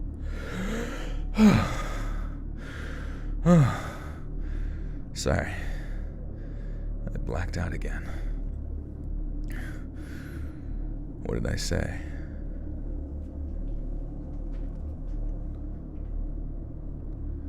This is not a negative review of Buffalo or the Bills. I really like Buffalo. I just sustained so much trauma there that I never want to go back. Does anybody out there have any idea what this could have been? My theory was that these guys were just some sort of petty criminals, and I got caught at the wrong place, at the wrong time.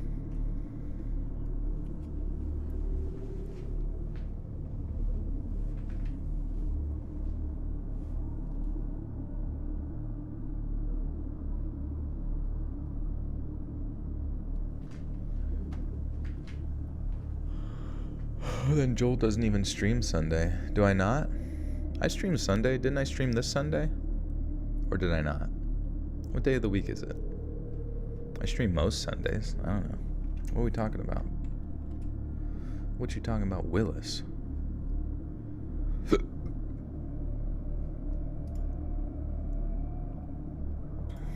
It's kind of insane, like, once you do YouTube, it's just, like, insane how much fucking, like, scam emails you get. I don't know, just all the time.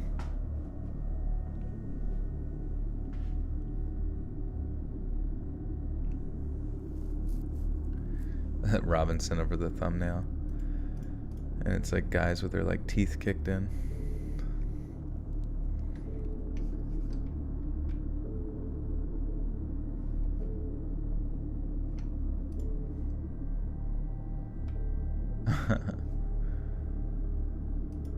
Alright, sorry. I just wanted to look at it real quick. Thank you, Robin, if you're in the chat, my friend.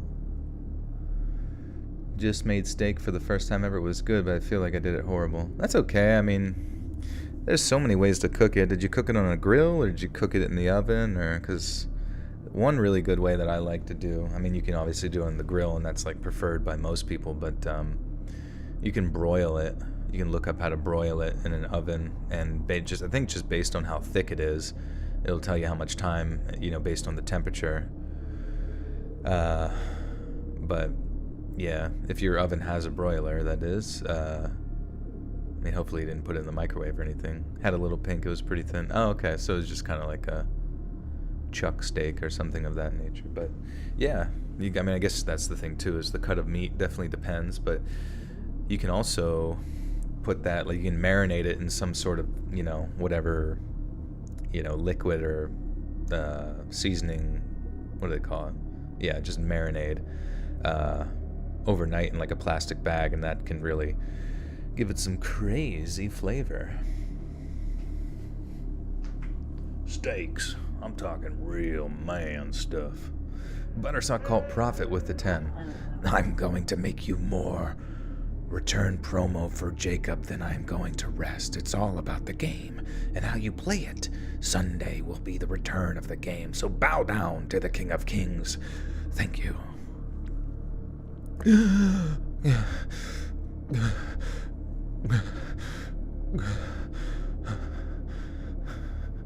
What happened? What the hell happened? I'm sweating. I blacked out. Holy fuck. The macro wave. Hey. I was watching Guga while making it, actually. What's Guga? Who the hell's Guga? It's like making a steak watching Guga. I don't know why, it just made me laugh. Okay, so we're on to the next one here. This is story numero 50. Did someone get a 3-day ban or something? I don't know. I don't really know how bans work. I think on here you get timed out if you say bad stuff. It sounds like a DBZ character. Perfect. That's what I'm going for. Guga Foods, is that a YouTube channel?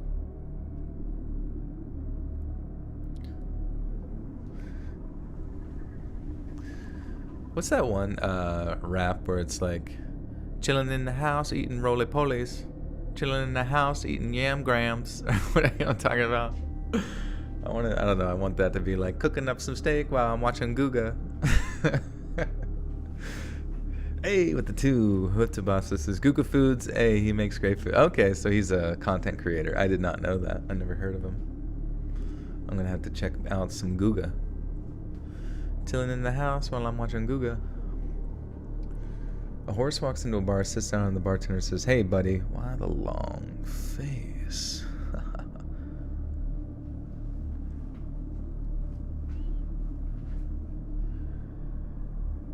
I'm not sure if this story is scary or just strange, but it is... I'm not sure if this story is scary or just strange, but it's still one of the craziest things that's ever happened to me personally. Every time I tell this story, people always tell me to write it and post it, so here's my attempt at that. Also, please be patient with me as I'm not really a writer. This is the first thing I've written since I've been in high school, so buckle up. I'm reminded of this strange scavenger hunt, for a lack of a better term, every time we tailgate for anything at all. What?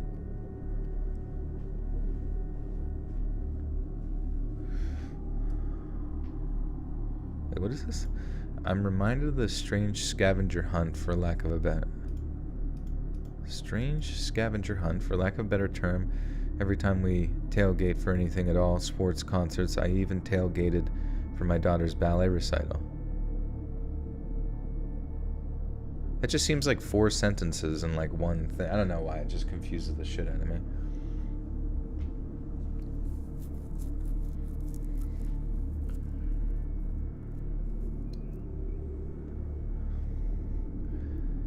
I'm reminded of this strange scavenger hunt, for lack of a better term, every time we tailgate for anything at all. Sports, concerts. I've even tailgated for my daughter's ballet recital.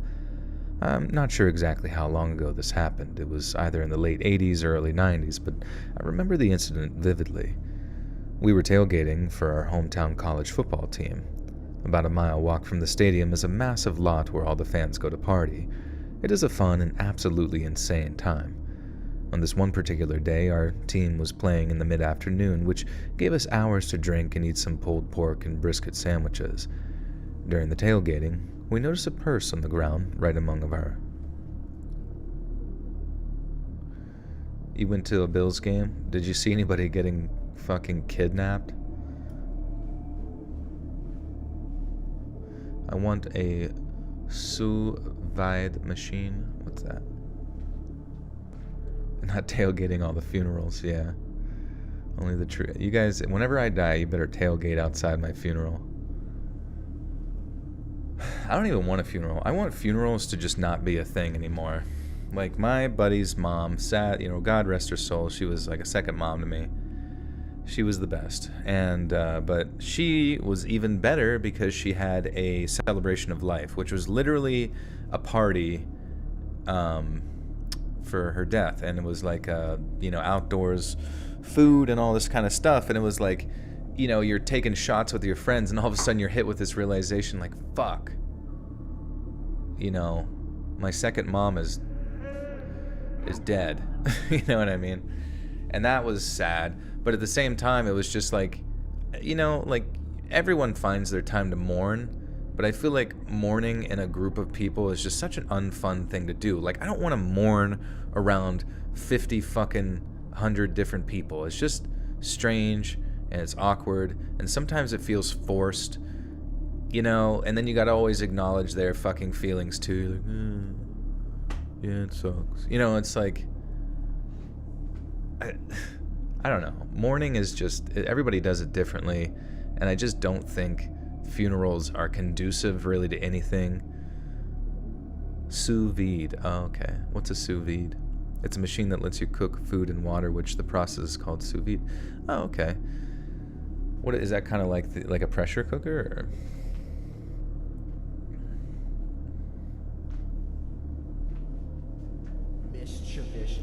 Feisty, welcome back for half a year, says you get to focus on the good things in her life and the funny things. Exactly. Yeah, it was great, you know what I mean? And I still think about her fondly all the time. She was like a blessing of a human being in my life, into so many people's lives. Like, she was, you know, we always joke that she took in strays because she was just out of, like, my buddy and then his older brother. Like, there was just so many people coming in and out of the house all the time, and she just loved it. She loved to get to know people and feed them and all this great stuff. It was just, you know, so to me it was like, sure, it's sad, but it was sad in my own time, you know what I mean? And the last thing I want to do is just go to a place where I have to, like, almost not necessarily pretend to be sad, but just be like surrounded by negative energy the whole time. Like, that to me is almost like more detrimental to your own personal self than the actual, not the actual death, but you know what I mean? Like, it just compounds upon it, and I just don't think that's good for humans to do, you know?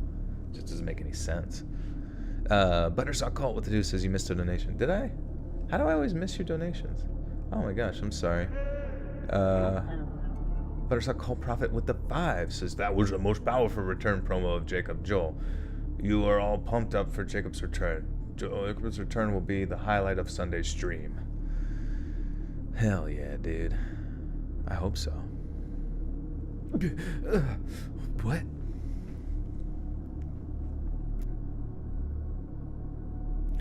Your 3 best girlfriends took you out drinking after your mom's funeral, and we almost got thrown out of the restaurant for being too loud, and we went before. Honestly, I feel like the best time to drink, well, maybe not. This is actually terrible advice, what I'm about to say, but I feel like if you just want to, like, be just absolutely an emotional roller coaster of a person after somebody's death, go drinking for them, because you'll be, like, cheering for them, you'll be fucking crying, you know what I mean? I just feel like that in some ways is like a type of energy, as long as it's like responsible, that I could see being a lot better than just like wearing black and being sad. I don't know. These are just theories. Maybe it's not great, but I just think, like, given the freedoms that we have within the culture, I personally hope that whenever I pass on to the great beyond, that you know, whatever the event is not fucking stupid and boring and a pain. The last thing I want it to be is a pain in the ass for people in their day. You know what I mean? Because there's going to be people there that don't really know me, and they're like, "Huh, the fuck is this asshole?" And they come up and they flick my nose in the casket. You know what I mean? I'm laying there. They flick me in the nose.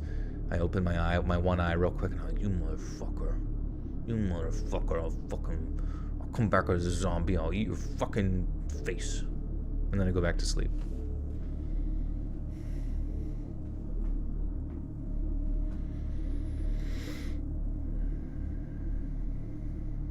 You want to get mulched. I want to get mulched and spread out by a team of landscape artists.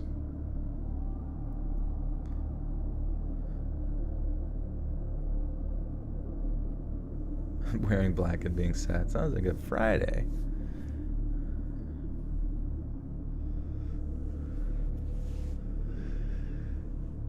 Alright.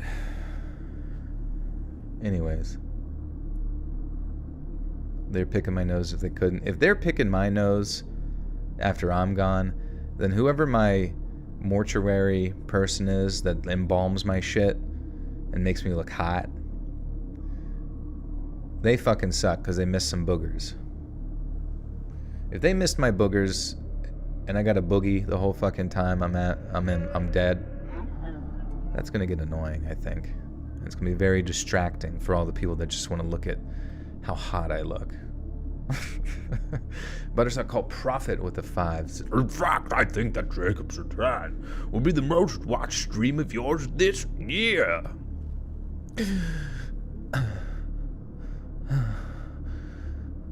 Okay, I'm getting used to that. every time I black out, I just see Logan Paul and like giving Jacob a piggyback ride. It's weird. Sorry, guys. During the tailgating, we noticed a purse on the ground right or wrong. During the tailgating, we noticed a purse on the ground right among our immediate group. Our group consisted of probably 25 people, but still nobody knew where the purse came from. The purse was a normal-sized handbag. I don't know how purses are classified, but I would say you could probably fit a to-go container of wings in the bag for a size reference.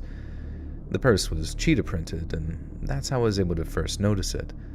The cheetah pattern was loud and stuck out like a sore thumb among all the purple shirts. We kept asking, "Hey, whose purse is this?" but nobody answered and nobody claimed it. We ignored it for a while. I know there are bad people in the world who would relish this opportunity to actually steal a purse, but we're not like that where I'm from. We continued to party, and the purse just sat there. It became a joke after a while, with guys yelling, "Hey, let's raise a beer to the purse." And we'd all share a laugh and have a drink, and the woman would say, the woman.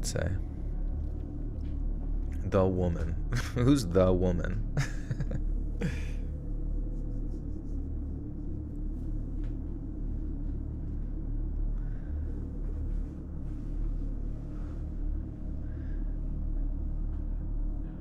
Ray Baby with the 5 says, "Hello, sir. I'd like to purchase one nose flick, please." You got it. We're gonna get you on the fucking VIP list at my funeral. The nose flickers list. Coming up next, Ray. And it turns into like an Olympic event. Here he comes. Perfect form, tiptoeing close. Here's the pullback and the flick. Oh! He completely missed. And Jesus Christ, Joel's getting up and fucking grabbing people. And all like the formaldehyde dumps out of my mouth. Who flicked my fucking nose? And didn't pay $5 for it. I'm going to be cremated, but don't want anyone to go to my funeral or make trips to a cemetery. No one likes going to the cemetery to replace flowers 2 or 3 times a year. Well, how are they going to keep if they turn you into cream, can't that go bad? They're going to have somebody constantly churning you so you don't spoil.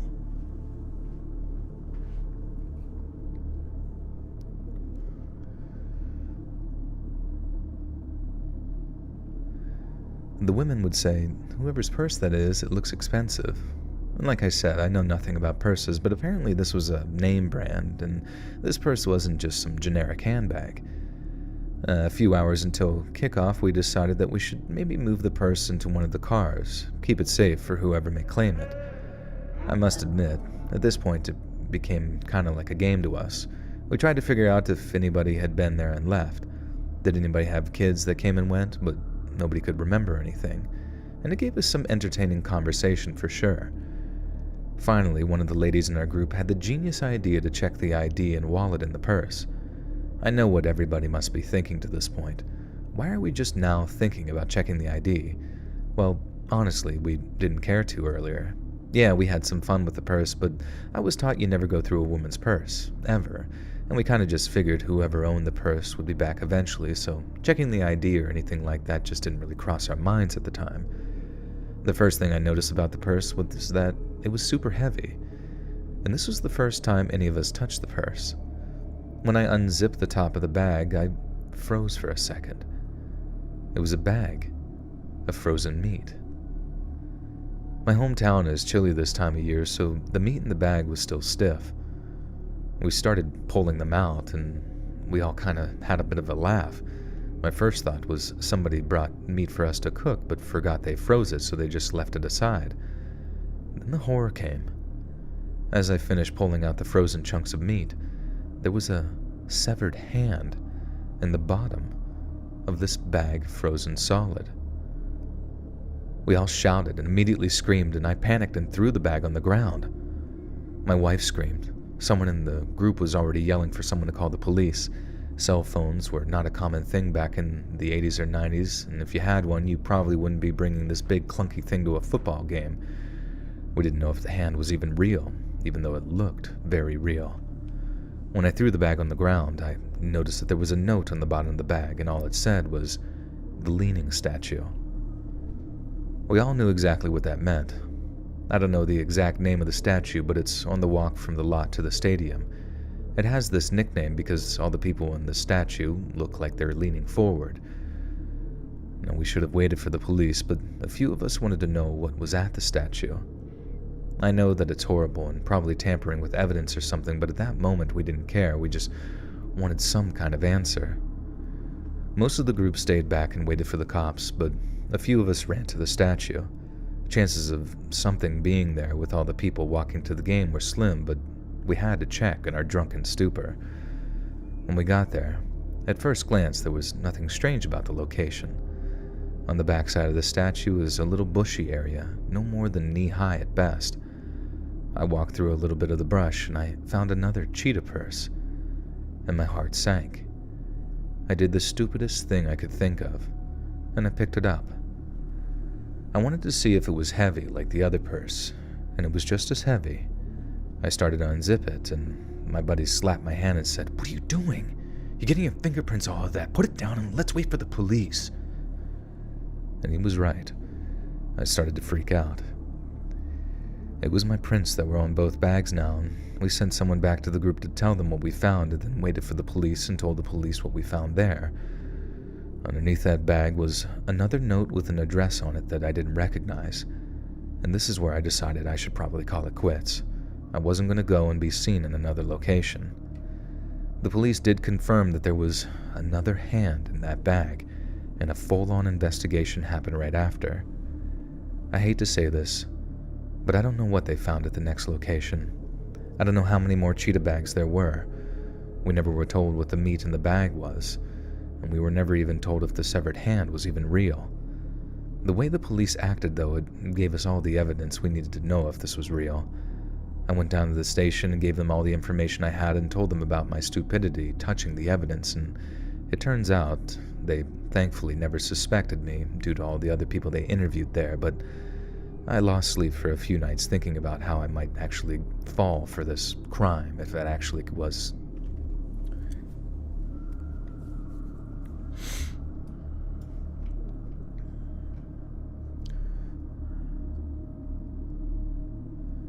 The Buttersock called Prophet with a 10.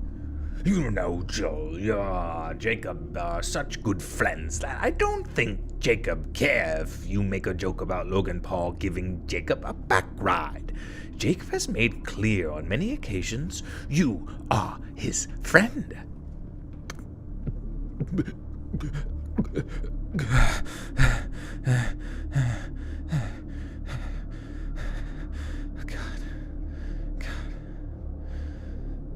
It wasn't just a piggyback ride this time. It was something way worse. It turns out I thankfully was never a suspect in the case, as there were so many other people there to give me an alibi, but I lost sleep for a few nights thinking about how I might actually get framed for some type of crime. And we never did find out anything else about this weird situation. The cops obviously took it very seriously for a few days, and then it seemed to blow over, which made us think that the hands were just fake and someone was playing an elaborate hoax of some kind. But to anybody reading this, I swear to you, that hand looked very, very real. I mean, I don't want to go into explicit detail, but I promise you it looked incredibly real. I remember everything from that afternoon, and it's probably been 30 plus years now. I remember the pit in my stomach.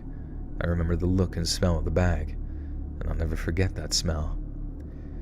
I know this story isn't wildly crazy or anything, but it was intense and honestly just the weirdest thing ever. Has anybody ever heard anything like that happening in their hometown? Lara Anderson, welcome back for 2 months. Has just dropped in to send love. Sweet dreams, everyone. Thank you, Lara. Good to see you. Be sure to check out the new bonus content. Stephanie Bowling with the 5 cents. You do an Arthur Morgan impression as a zombie. Joe, are you okay? Do you need CPR? What do you mean? I don't know. Sometimes I just kind of black out and start to see things. Terrifying things. Okay, Arthur Morgan. Dutch? Yeah. I'm a zombie. Dutch, I'm a zombie, Dutch. We need more, man meat, Dutch. No, wait, that's what Dutch says. Want a jelly bean? Want a little brain? Want a little piece of brain? Yeah, I guess I'll get some brain. Jensian, welcome back for 29 months. Better to come in the sink than to sink in the cum. I think that's arguable.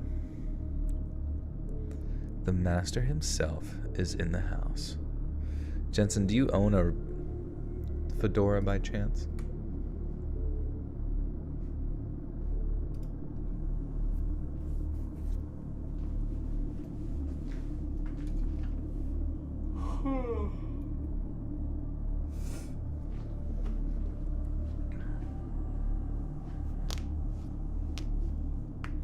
Alright, we got 2 more stories to crack on through.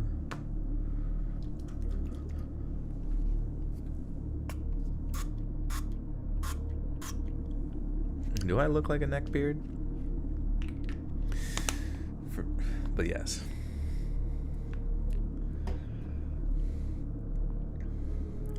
Turkey stories, turkey stories.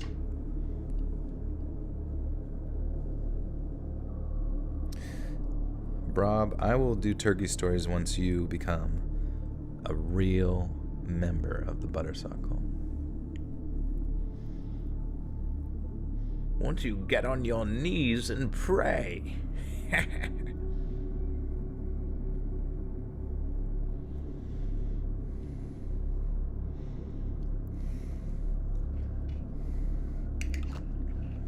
You gotta make some more member icons. I know, especially for like this long. I wonder how far out it can go.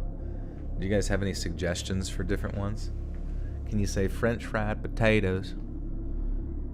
I hope you know what movie that is. French fried potatoes. French fried potatoes. French fried potatoes. Is it Sling Blade? I'm just guessing. But just based on the accent that I did. You shouldn't have done that. He's just a boy. French fried potatoes. You want to become a Buttersucker, but I need to understand what it means. Nobody knows what it means. It's a tale as old as time. The origins, unknown. But the implications...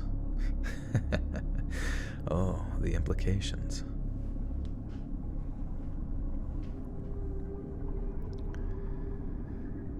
My favorite thing in the world is going to concerts and listening to live music. I started going to concerts with my dad at a young age, and by the time I was in college, I was going with my friends all over the United States. I have seen shows in football stadiums, dive bars, and even the middle of the desert. There really isn't anything out there quite like live music. Several years ago, the boy I was seeing at the time, named Chuck, scored us 4 tickets to this massive music festival. I was beyond excited about this. We were going to stay right at the festival grounds and camp out. Now, ordinarily, I wouldn't travel this far with a new boyfriend, if you could even call him that, but the fact that he got 4 passes and told me to ask a friend, I thought it was a great idea. And you will soon find out this was in fact a horrible idea that almost cost me everything. When we arrived at this festival, it was everything I could have ever wanted at a concert and more. Anybody who had ever been tailgating, it was a lot like that, plus the added excitement of camping. I gave the 2 extra tickets to my friend Jade and her fiancé Ben. They were new to the concerts, camping, tailgating, basically anything fun type arena, you know. And Jade and Ben recently graduated from college and were ready to do some fun and different things before starting their life and careers together. And the weekend started off amazingly. We jammed out to a bunch of different acts and then went back to our tents and partied some more. Chuck wanted to set up the tents on the outskirts of the campgrounds, which I wasn't a huge fan of at the time.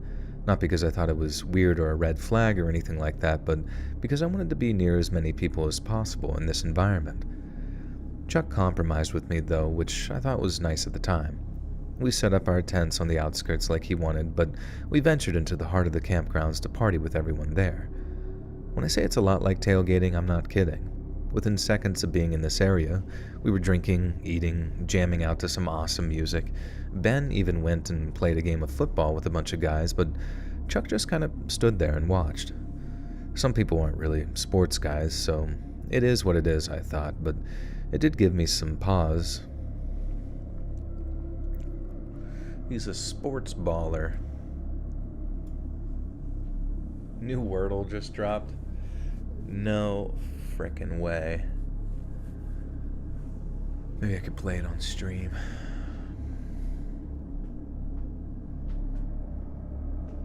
I feel like Joel is your boyfriend. I think at this point I'm everyone's internet boyfriend. Stephanie with the 10 says, Joel, I was just joking about having CPR. Joel, maybe Jacob can tell the cult the origins of the Buttersock cult. Have you noticed that you and Jacob think a lot alike? You know, I hadn't noticed that, but I'd like to know more. Thank you, Stephanie. Return of the Living Dead is the greatest horror movie ever made. I might have to watch it again. It's been a while. The Diver should be a member sticker.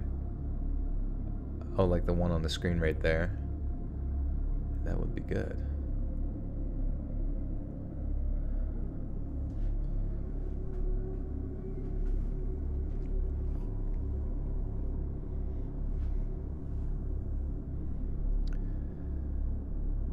Some people aren't sports guys, so it is what it is. It is what it is. Razor's Edge, what's going on? Some people aren't sports guys, so it is what it is, I thought, but what did give me some pause was the fact that Chuck didn't even seem to like a concert. Dude, I don't know why I can't read this fucking sentence. You're from Ohio? Uh-oh. You're infected.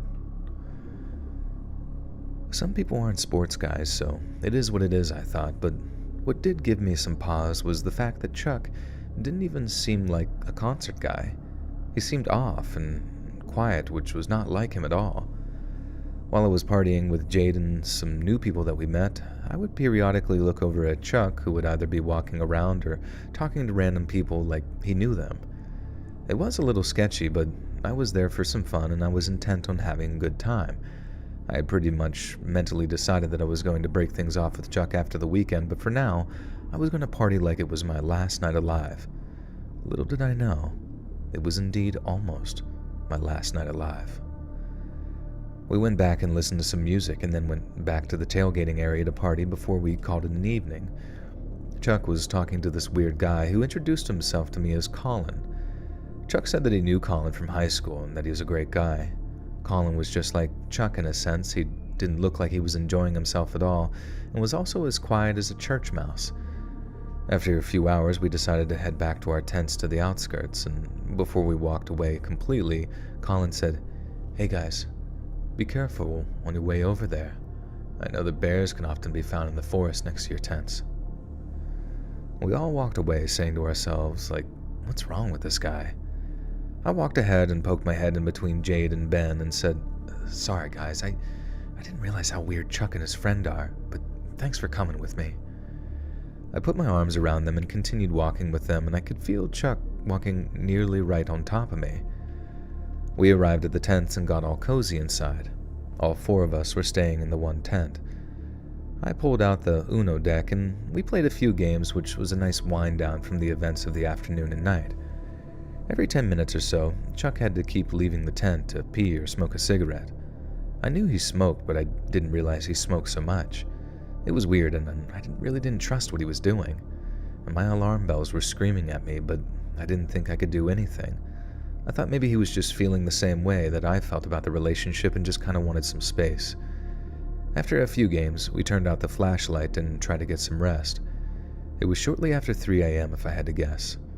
Not too long after that, Chuck nudged me, awakening me from my light sleep and said, I think there's a bear outside the tent. I listened, but was saying to myself that this guy's an idiot. And before I said anything out loud, I heard something. There!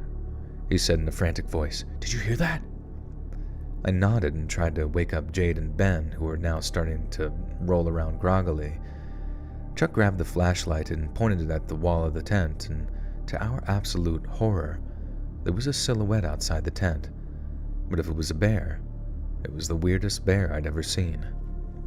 The creature was on all fours and grunting, but it was so small and skinny, just was not the size of a bear. Oh my God, Jake said as she clinched onto Ben's arm. Chuck then whipped the flashlight to the other side and another silhouette appeared. Chuck said in a passive voice, multiple bears outside the tent, guys. I think we should try and run. I'll go first and help you out.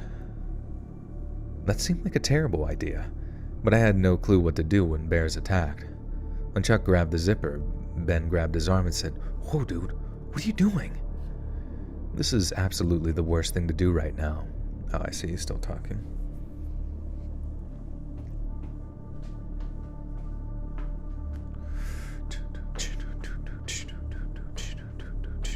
That would be cool, a talk show with multiple voices and different personalities, but it's like, I don't know, it's like Howard Stern, but I don't know, whoever is Howard Stern, interviewer guy, also does all the other voices.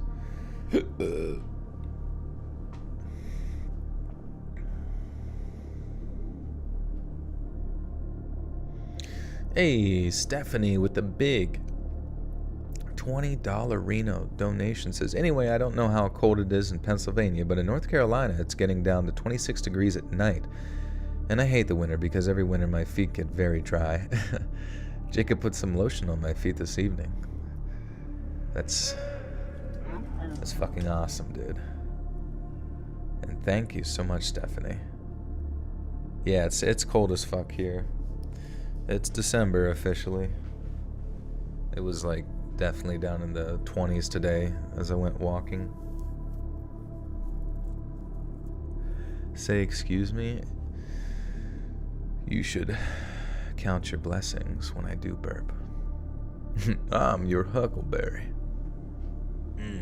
I'm your huckleberry. That also sounded terrible, but I trusted Ben more than Chuck. Wait. Whoa, dude, what are you doing? This is absolutely the worst thing to do right now. Turn the light off and just sit still. That also sounded terrible, but I trusted Ben more than Chuck. He made a face of disgust toward Ben and said, Listen, college boy, you may have a degree, but out here I know what's best for the group. Ben just looked at Chuck like he was going to hit him, and I was floored because I've never heard Chuck even... Check. I never heard Chucky. I know what's best for the group. Ben just looked at Chuck like he was going to hit him, but I was floored because I've never heard Chuck even remotely say or do anything like that ever. I'm going out there, and I'll lead us to safety, Chuck said with arrogance in his voice. He unzipped the tent and whispered back, Okay, the coast is clear. Hurry up. Grab my hand, babe. He reached his hand into the tent to grab my hand. As I slowly reached out, Ben held me back and Ben grabbed his hand instead. Immediately upon making contact, Chuck grabbed the hand and pulled him out. Not pulled, more like dragged him out.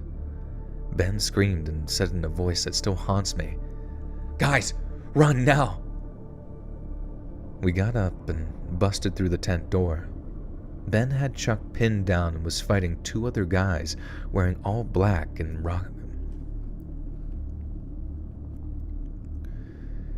Ben had Chuck pinned down and was fighting two other guys who were wearing all black and, I kid you not, wearing bear masks. I was so confused in that moment, and Jade was crying and screaming for Ben, but I told her to keep running. I figured if we could just make it to some other tents, we would be safe. I was just nervous as to how much time Ben had left. We turned around several times and saw one of the bear masks actually chasing us. On 2 feet now, and the bear charade was over. As the man grabbed the back of my hooded sweatshirt, Ben came in like some football player and tackled this guy hard into the ground. He got up and ran with us until we made it to the campgrounds, and thankfully, there were still dozens of people there drinking and having fun. We screamed for help, and without hesitation, tons of people got up and were ready to do battle. I have never experienced a group of community like that in my entire life. A group of community. I had never experienced a community like that in my entire life. Ben, along with 10 other guys, ran back into the forested area looking for these guys. They came back a short time later and only found the bear masks that were left behind. They didn't find anything else, other than our tent had been robbed, which wasn't much, thankfully, a little bit of cash that we had left, and that was everything. All of Chuck's stuff was gone as well, which was no surprise. The masks were horrifying. They weren't your cheap drugstore plastic masks, but real heavy masks with actual fur on them. They looked almost movie quality. We involved security and then the authorities, and this just proved to be a waste of time. With thousands of people at this venue, they couldn't find the 3 guys. When I tried to get results with Chuck, everything from the last few weeks appeared to be a lie. What is it saying? When I tried to get results with Chuck. What the fuck does that even mean?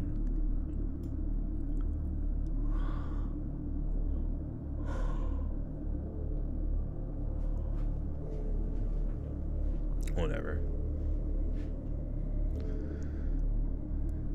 When I tried to get results with Chuck, everything from the last few weeks appeared to be a lie. Chuck was not his real name. The phone we texted on was not a real phone and was already off. And the place he told me he worked at was a complete lie, as that place had never heard of Chuck or didn't even recognize his picture. Whoever Chuck and his friends were, they were completely off the grid. He had picked me up from my apartment a few times, but luckily he never went inside, so he didn't know which actual apartment was actually mine. And I spent more than a few nights and weekends staying overnight with Jade and Ben, just until I felt somewhat safe, even though I never felt safe in that apartment complex, and I eventually moved out about 6 months after this incident. I still thank Ben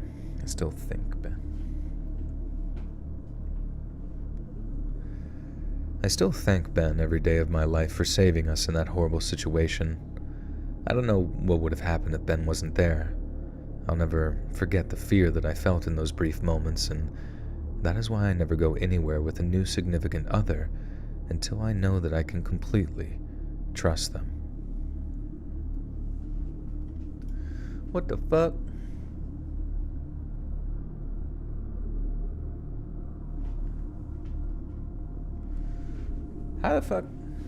How did they not know?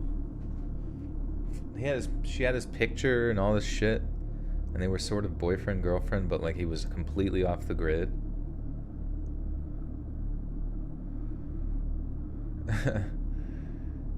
Streaming for 2 hours. Yeah, I'm just gonna read it. I think we got another story left though.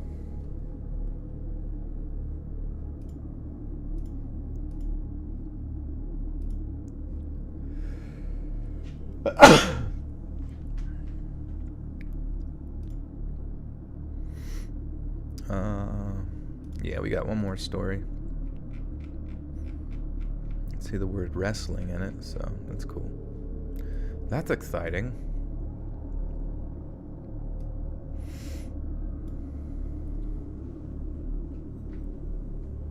Alright. Did you ever get like sick before you go to bed and then you wake up and you're not sick anymore?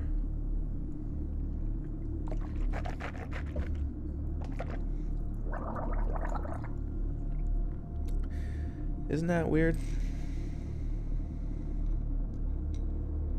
Alright. I'm going to take a bunch of pills before this last story.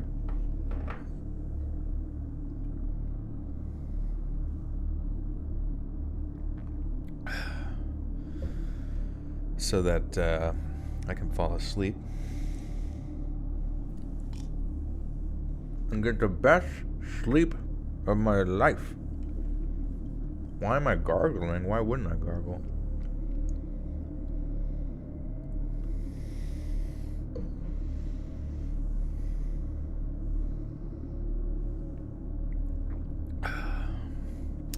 Even hitting the 2.5 hour mark recently. Streamline. Hell yeah, I'm getting good. Poop screen, please. I guess I could have done that normally, but I started putting the pills in a little bowl so that I wouldn't have to leave. I don't want to leave, you guys.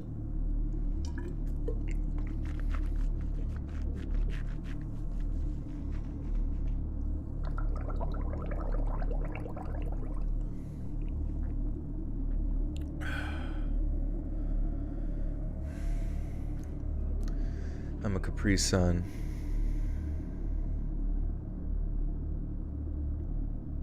Big druggie, yeah. I just took 50 Oxycontin, and I've got a warm feeling traversing through my body. All right.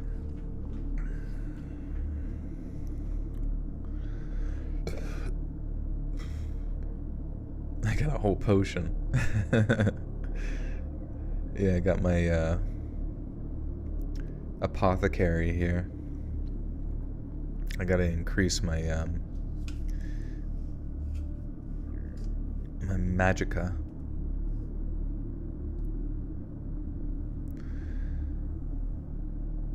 For years, my best friend Nick and I have been mega fans of professional wrestling.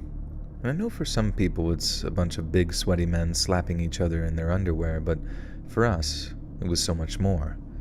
We love the athleticism, the stories, and the pageantry. And if you don't know anything else about wrestling, I can't stress enough about how much pageantry there is. Wrestling is often larger than life, with essentially superheroes coming to life on stage in front of thousands. Holy shit, wrestling. Jacob went to bed, and he's missing the best fucking story in the whole thing.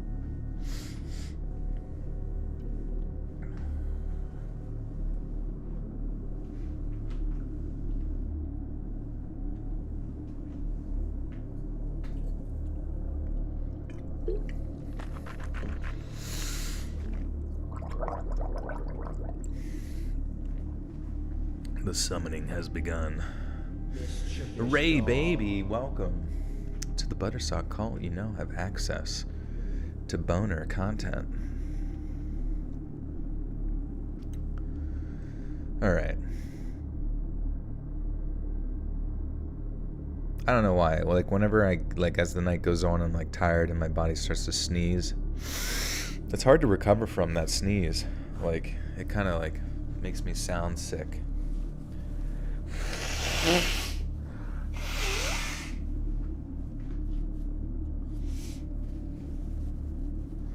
Maybe one good blow will do me.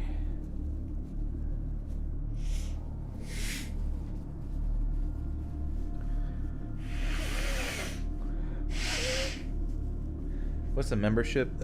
It's just like a subscription thing to like support YouTubers or whatever, but on my channel, you actually get access to bonus content, which is pretty baller.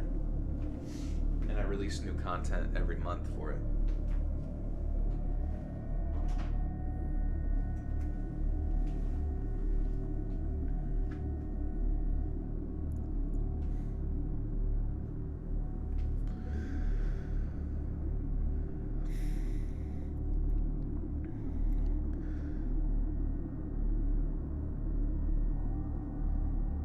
Sometimes some wrestling shows sell out entire football stadiums.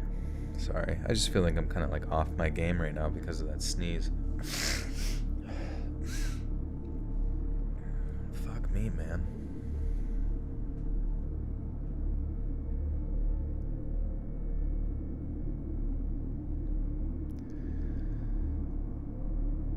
Sometimes some wrestling shows sell out entire football stadiums. However, the story is not a love letter to professional wrestling, but instead something much more sinister. This is a story about how my love for professional wrestling and my naive nature almost got me seriously hurt, or worse. Back in April of 2014, the largest wrestling company in the world, the WWE, was coming to my home state for the biggest wrestling show of the year, WrestleMania. The show would be at the Superdome, which is where the New Orleans Saints play football. WrestleMania weekend is an entire weekend affair. There are events to meet the wrestlers, a Hall of Fame induction ceremony, tailgating, and, of course, the main show, which is on Sunday evening. This wrestling show is like the Super Bowl for wrestling fans. The one thing about wrestling is that... Thank you, Ray. I need a nose flick, I do. Clear me out. Boing. I do love that the story is about WrestleMania. That's fucking awesome. Sorry. Just like, it's so fucking annoying. He lost a fortune betting against Hulk Hogan in the 80s and 90s. That's amazing. But he took the fall.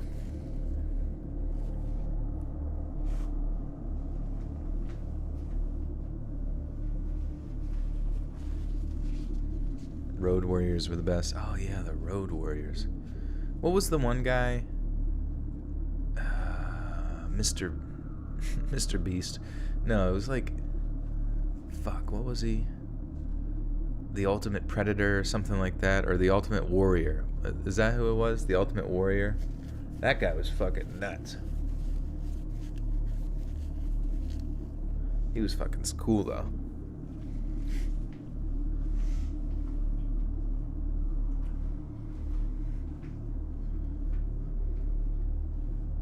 Okay.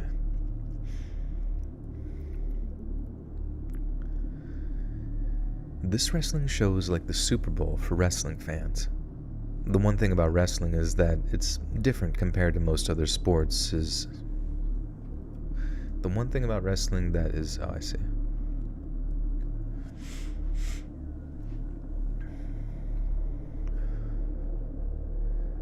The one thing about wrestling that is different compared to most other sports is the camaraderie of the fans.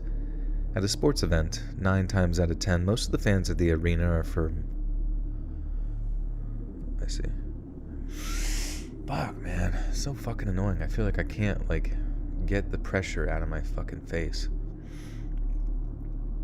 It just feels like a bunch of goop.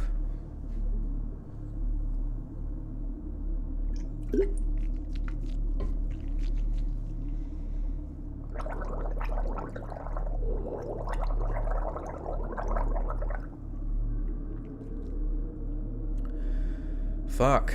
It's so annoying, man. It's just weird whenever your whole shit revolves around talking and stuff. It's so important to have all your shit cleared the fuck out.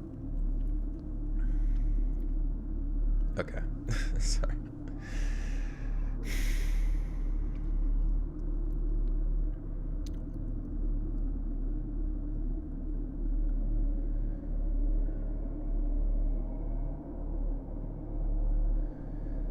At a sports event. Oh my god. At a sports event, 9 times out of 10, most of the fans at the arena are for the hometown team, with a few fans of the visiting team. In wrestling, you have your good guys and bad guys, and everybody has their favorites. But whether you like a wrestler or hate them, at the end of the day, everybody there is a fan of wrestling. There is more of a community among these fans than any sports teams that I had ever been to, and WrestleMania is like the ultimate fan fest. Until this point, I had always been a huge fan of wrestling, but never have gone to a major show. Nick and I partook in the...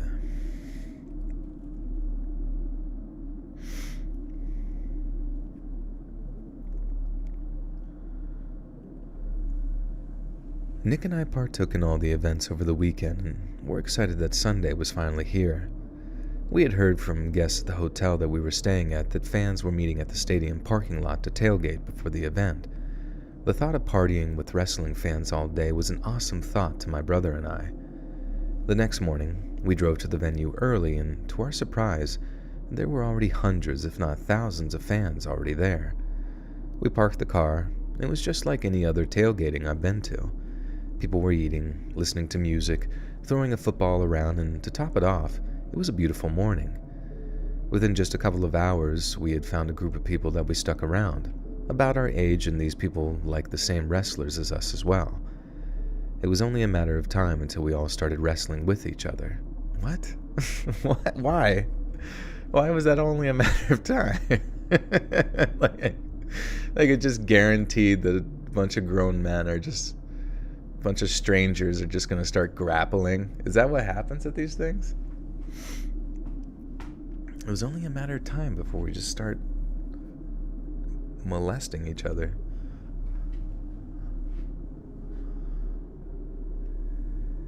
It was only a matter of time until we all started wrestling with each other. Just messing around, but performing basic moves you would see on TV. I should say here that I am a big guy. I'm about 6'5", and I've got some muscles to my frame. I'm embarrassed to admit this now, but at the time, being 21 years old, I wanted to be a professional wrestler more than anything in the world. This is where my naiveness almost doomed me. After we were jostling around, an executive-looking woman came up to me. I say executive because she looked really corporate. A very fancy pants suit, heels, and whole works. She pulled me aside, which at first made me nervous because I didn't know if I was in trouble or something. Once we had a few feet distance from the group, she gestured for me to bend over a little bit so she could whisper to me, and she said, "Hey, I saw your moves back there. You..." What the fuck? What the fuck is going on? This is what's that one game? WWE, like 2K. This reminds me of like one of those storylines.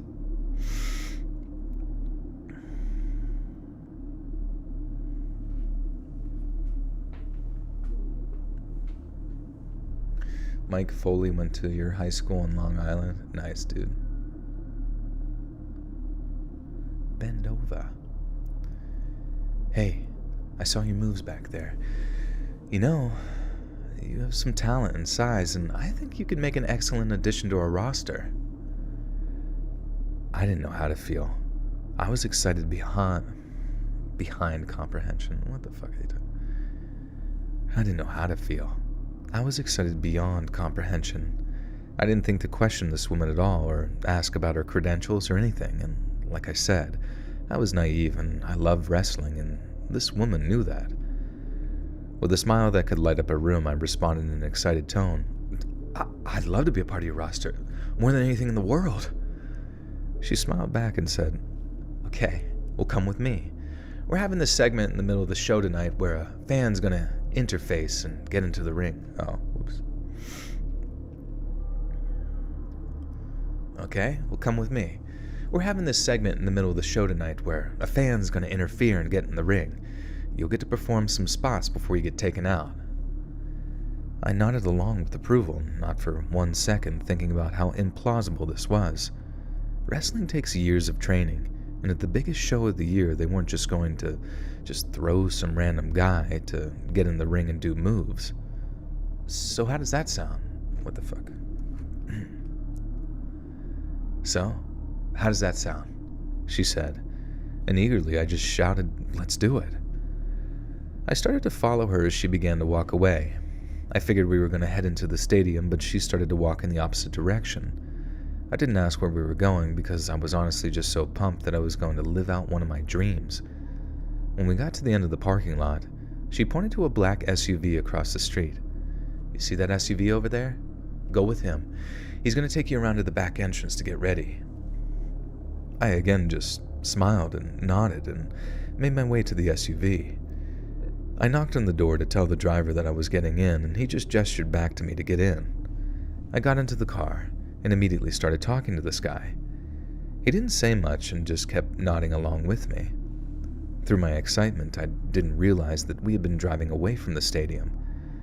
In a tentative voice, I asked the driver, "Excuse me, where are we going?" The driver said nothing. Before I could troubleshoot my way out of the situation, he stopped the SUV outside of a rundown house. "Get out of the vehicle now," the man said in an aggressive tone. I got out, figuring to myself if this was something weird, maybe I could just run. The driver told me to walk to the door and let myself in. When I turned to question the driver, he had his hand in his back pocket, almost as if he were concealing something. I don't know why I kept going along with this plan, which I now was figuring out was probably just some sort of setup. I walked inside, and there were about 10 or 15 guys, if I had to guess. The house itself was old and falling apart. The windows were boarded up, and the roof in the living room had partially collapsed. Inside the house was another bigger guy like me. He looked scared and tense, much like what I imagine I look like at this point. The driver then came inside the house and locked the door behind him. With rage in his eyes, he pulled out a knife and looked at me and the other tense men and said, "Okay, you guys are gonna fight right now. If you do what I say, you walk away. If you don't, you won't." The other guy and I looked at each other with the same look. We didn't want to fight. I turned back to the driver and tried to reason with him, but before I could get any words out, he shouted over me in a very aggressive tone, "Fight now!" The crowd of men that were in this room started to cheer and howl. I tried to size up the room, looking for a way out. I thought I could see another door off the kitchen, which was on the other side of the room, and as I was... WWE version of free candy, exactly. Oh my god. This is like the stupidest shit ever. Like, how the fuck did he get tricked into this?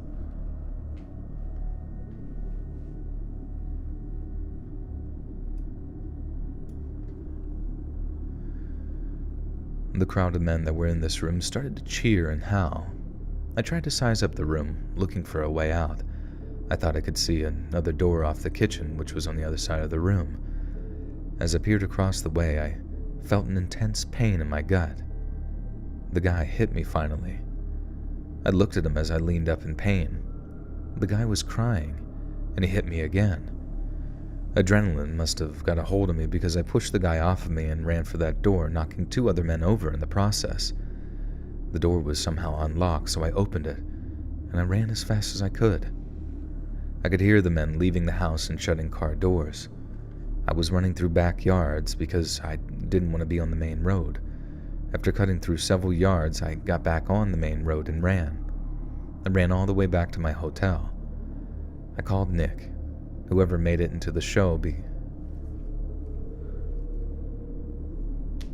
Why didn't he... Yeah, what the fuck is going on? Yeah, he just becomes the Hulk and busts out through the wall. Not my Mario. It's funny, I watched that clip of the new Mario movie. It seems like they're just kind of like mishmashing everything Mario into one thing and just hoping it sticks. The way that it seems like it's set up is like Bowser's gonna be like, I've got tests for you or something like that, you know what I mean? And then he makes him drive fucking Mario Kart. But they kind of had like stuff where, you know, you're jumping on the blocks and stuff, but they kind of had it in like a 2-dimensional sense, but I was kind of confused how they were going to incorporate it in like a 3D sort of fashion where you can run 3-dimensionally. Bulk Bogan.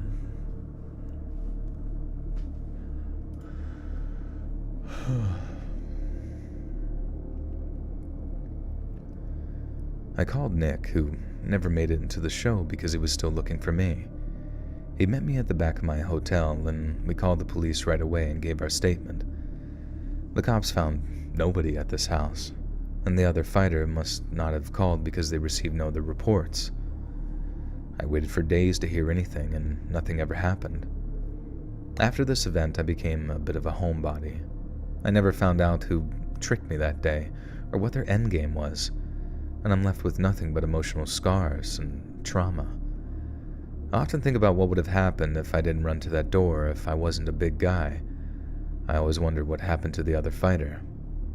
I hope he was able to get free from whatever plans these men had. To end on a slightly positive note, I did contact WWE after this ordeal just to see if I could potentially have a refund and explain why I didn't make it to the show, and to their credit, not only did they give me a refund, but they gave me tickets to 2 upcoming shows of my choosing and a signed photograph from my favorite wrestler at the time. Not that any of that makes up for the trauma of that night, but at least there was some positive news that came out of being, in my mind, essentially human trafficked at a WWE match. What the fuck?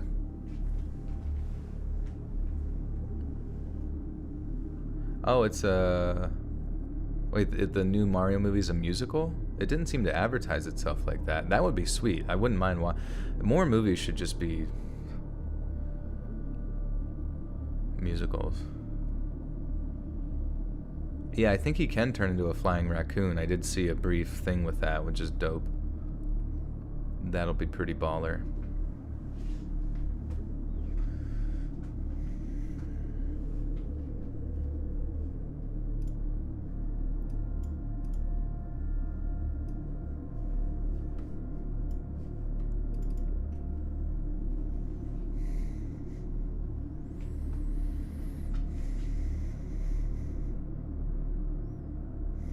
You hope the narrator isn't thinking about adding this one to the main upload video raffle.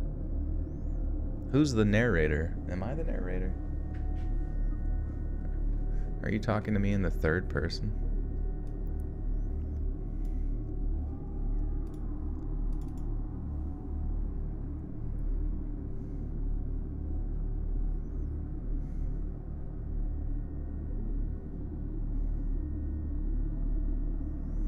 If it will translate well to a musical game. Yeah, I guess it would be kind of awkward. I have no fucking clue.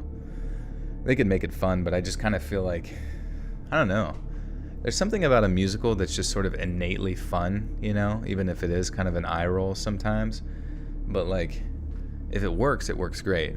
But I feel like with a Mario movie, I just have no idea how it's going to keep my attention the whole time. Like, what the fuck am I even watching with Mario movie?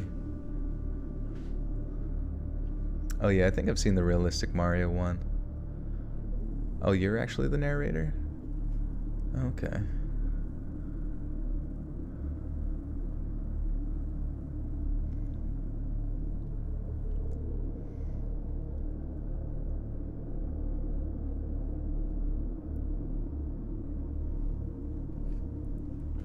I think that was the last story.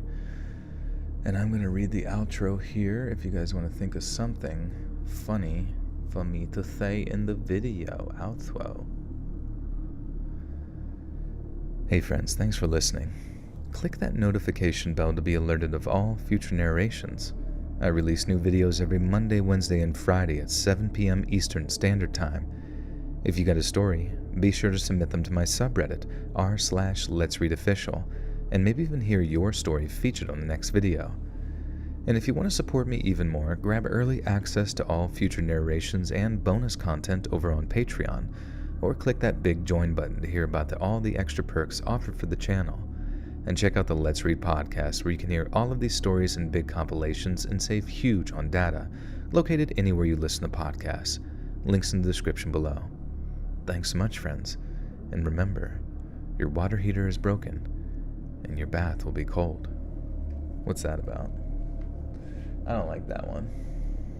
I don't like that one. It's scary. Remember, never plunge a toilet with your mouth open. And plunge. Oh, plunge. Pay to flick my dead nose. You gotta pay. Alright, yeah, we'll do that one. Thanks so much, friends. And remember, you gotta pay to flick my dead nose. Gotta pay to get on the list. First come, first serve. Early access. Alright, my friends, thank you so much again for everything. Appreciate you, love you. Thank you so much for the support as always. Had a great time, as always, tonight. I hope you did too.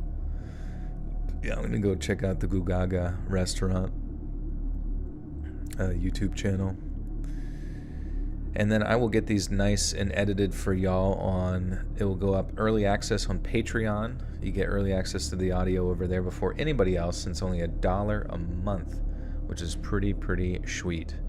Also, if you haven't become a member yet, please consider it, as you get bonus content either here or on Patreon as well. There's a $5 tier on Patreon, and it's $5 over on YouTube. You can get either or. And yeah, that's pretty cool. So I will get these edited, and then I'll have it up at the same time, same place tonight at 7 p.m. EST. Stay tuned. It does really help when you hit the notification bell, set it to all notifications, and watch the videos when they come out. Just kind of helps bolster them in the algorithm to kind of be sent out to more and more people. So that's always useful, especially Fridays, since Fridays are kind of like, it seems like less and less people are kind of like free to watch a video on Friday because they're probably going out and shit, but it's all good. Either way, friends, thanks for being here. Appreciate all of you, and I will see yins again soon. Bye-bye.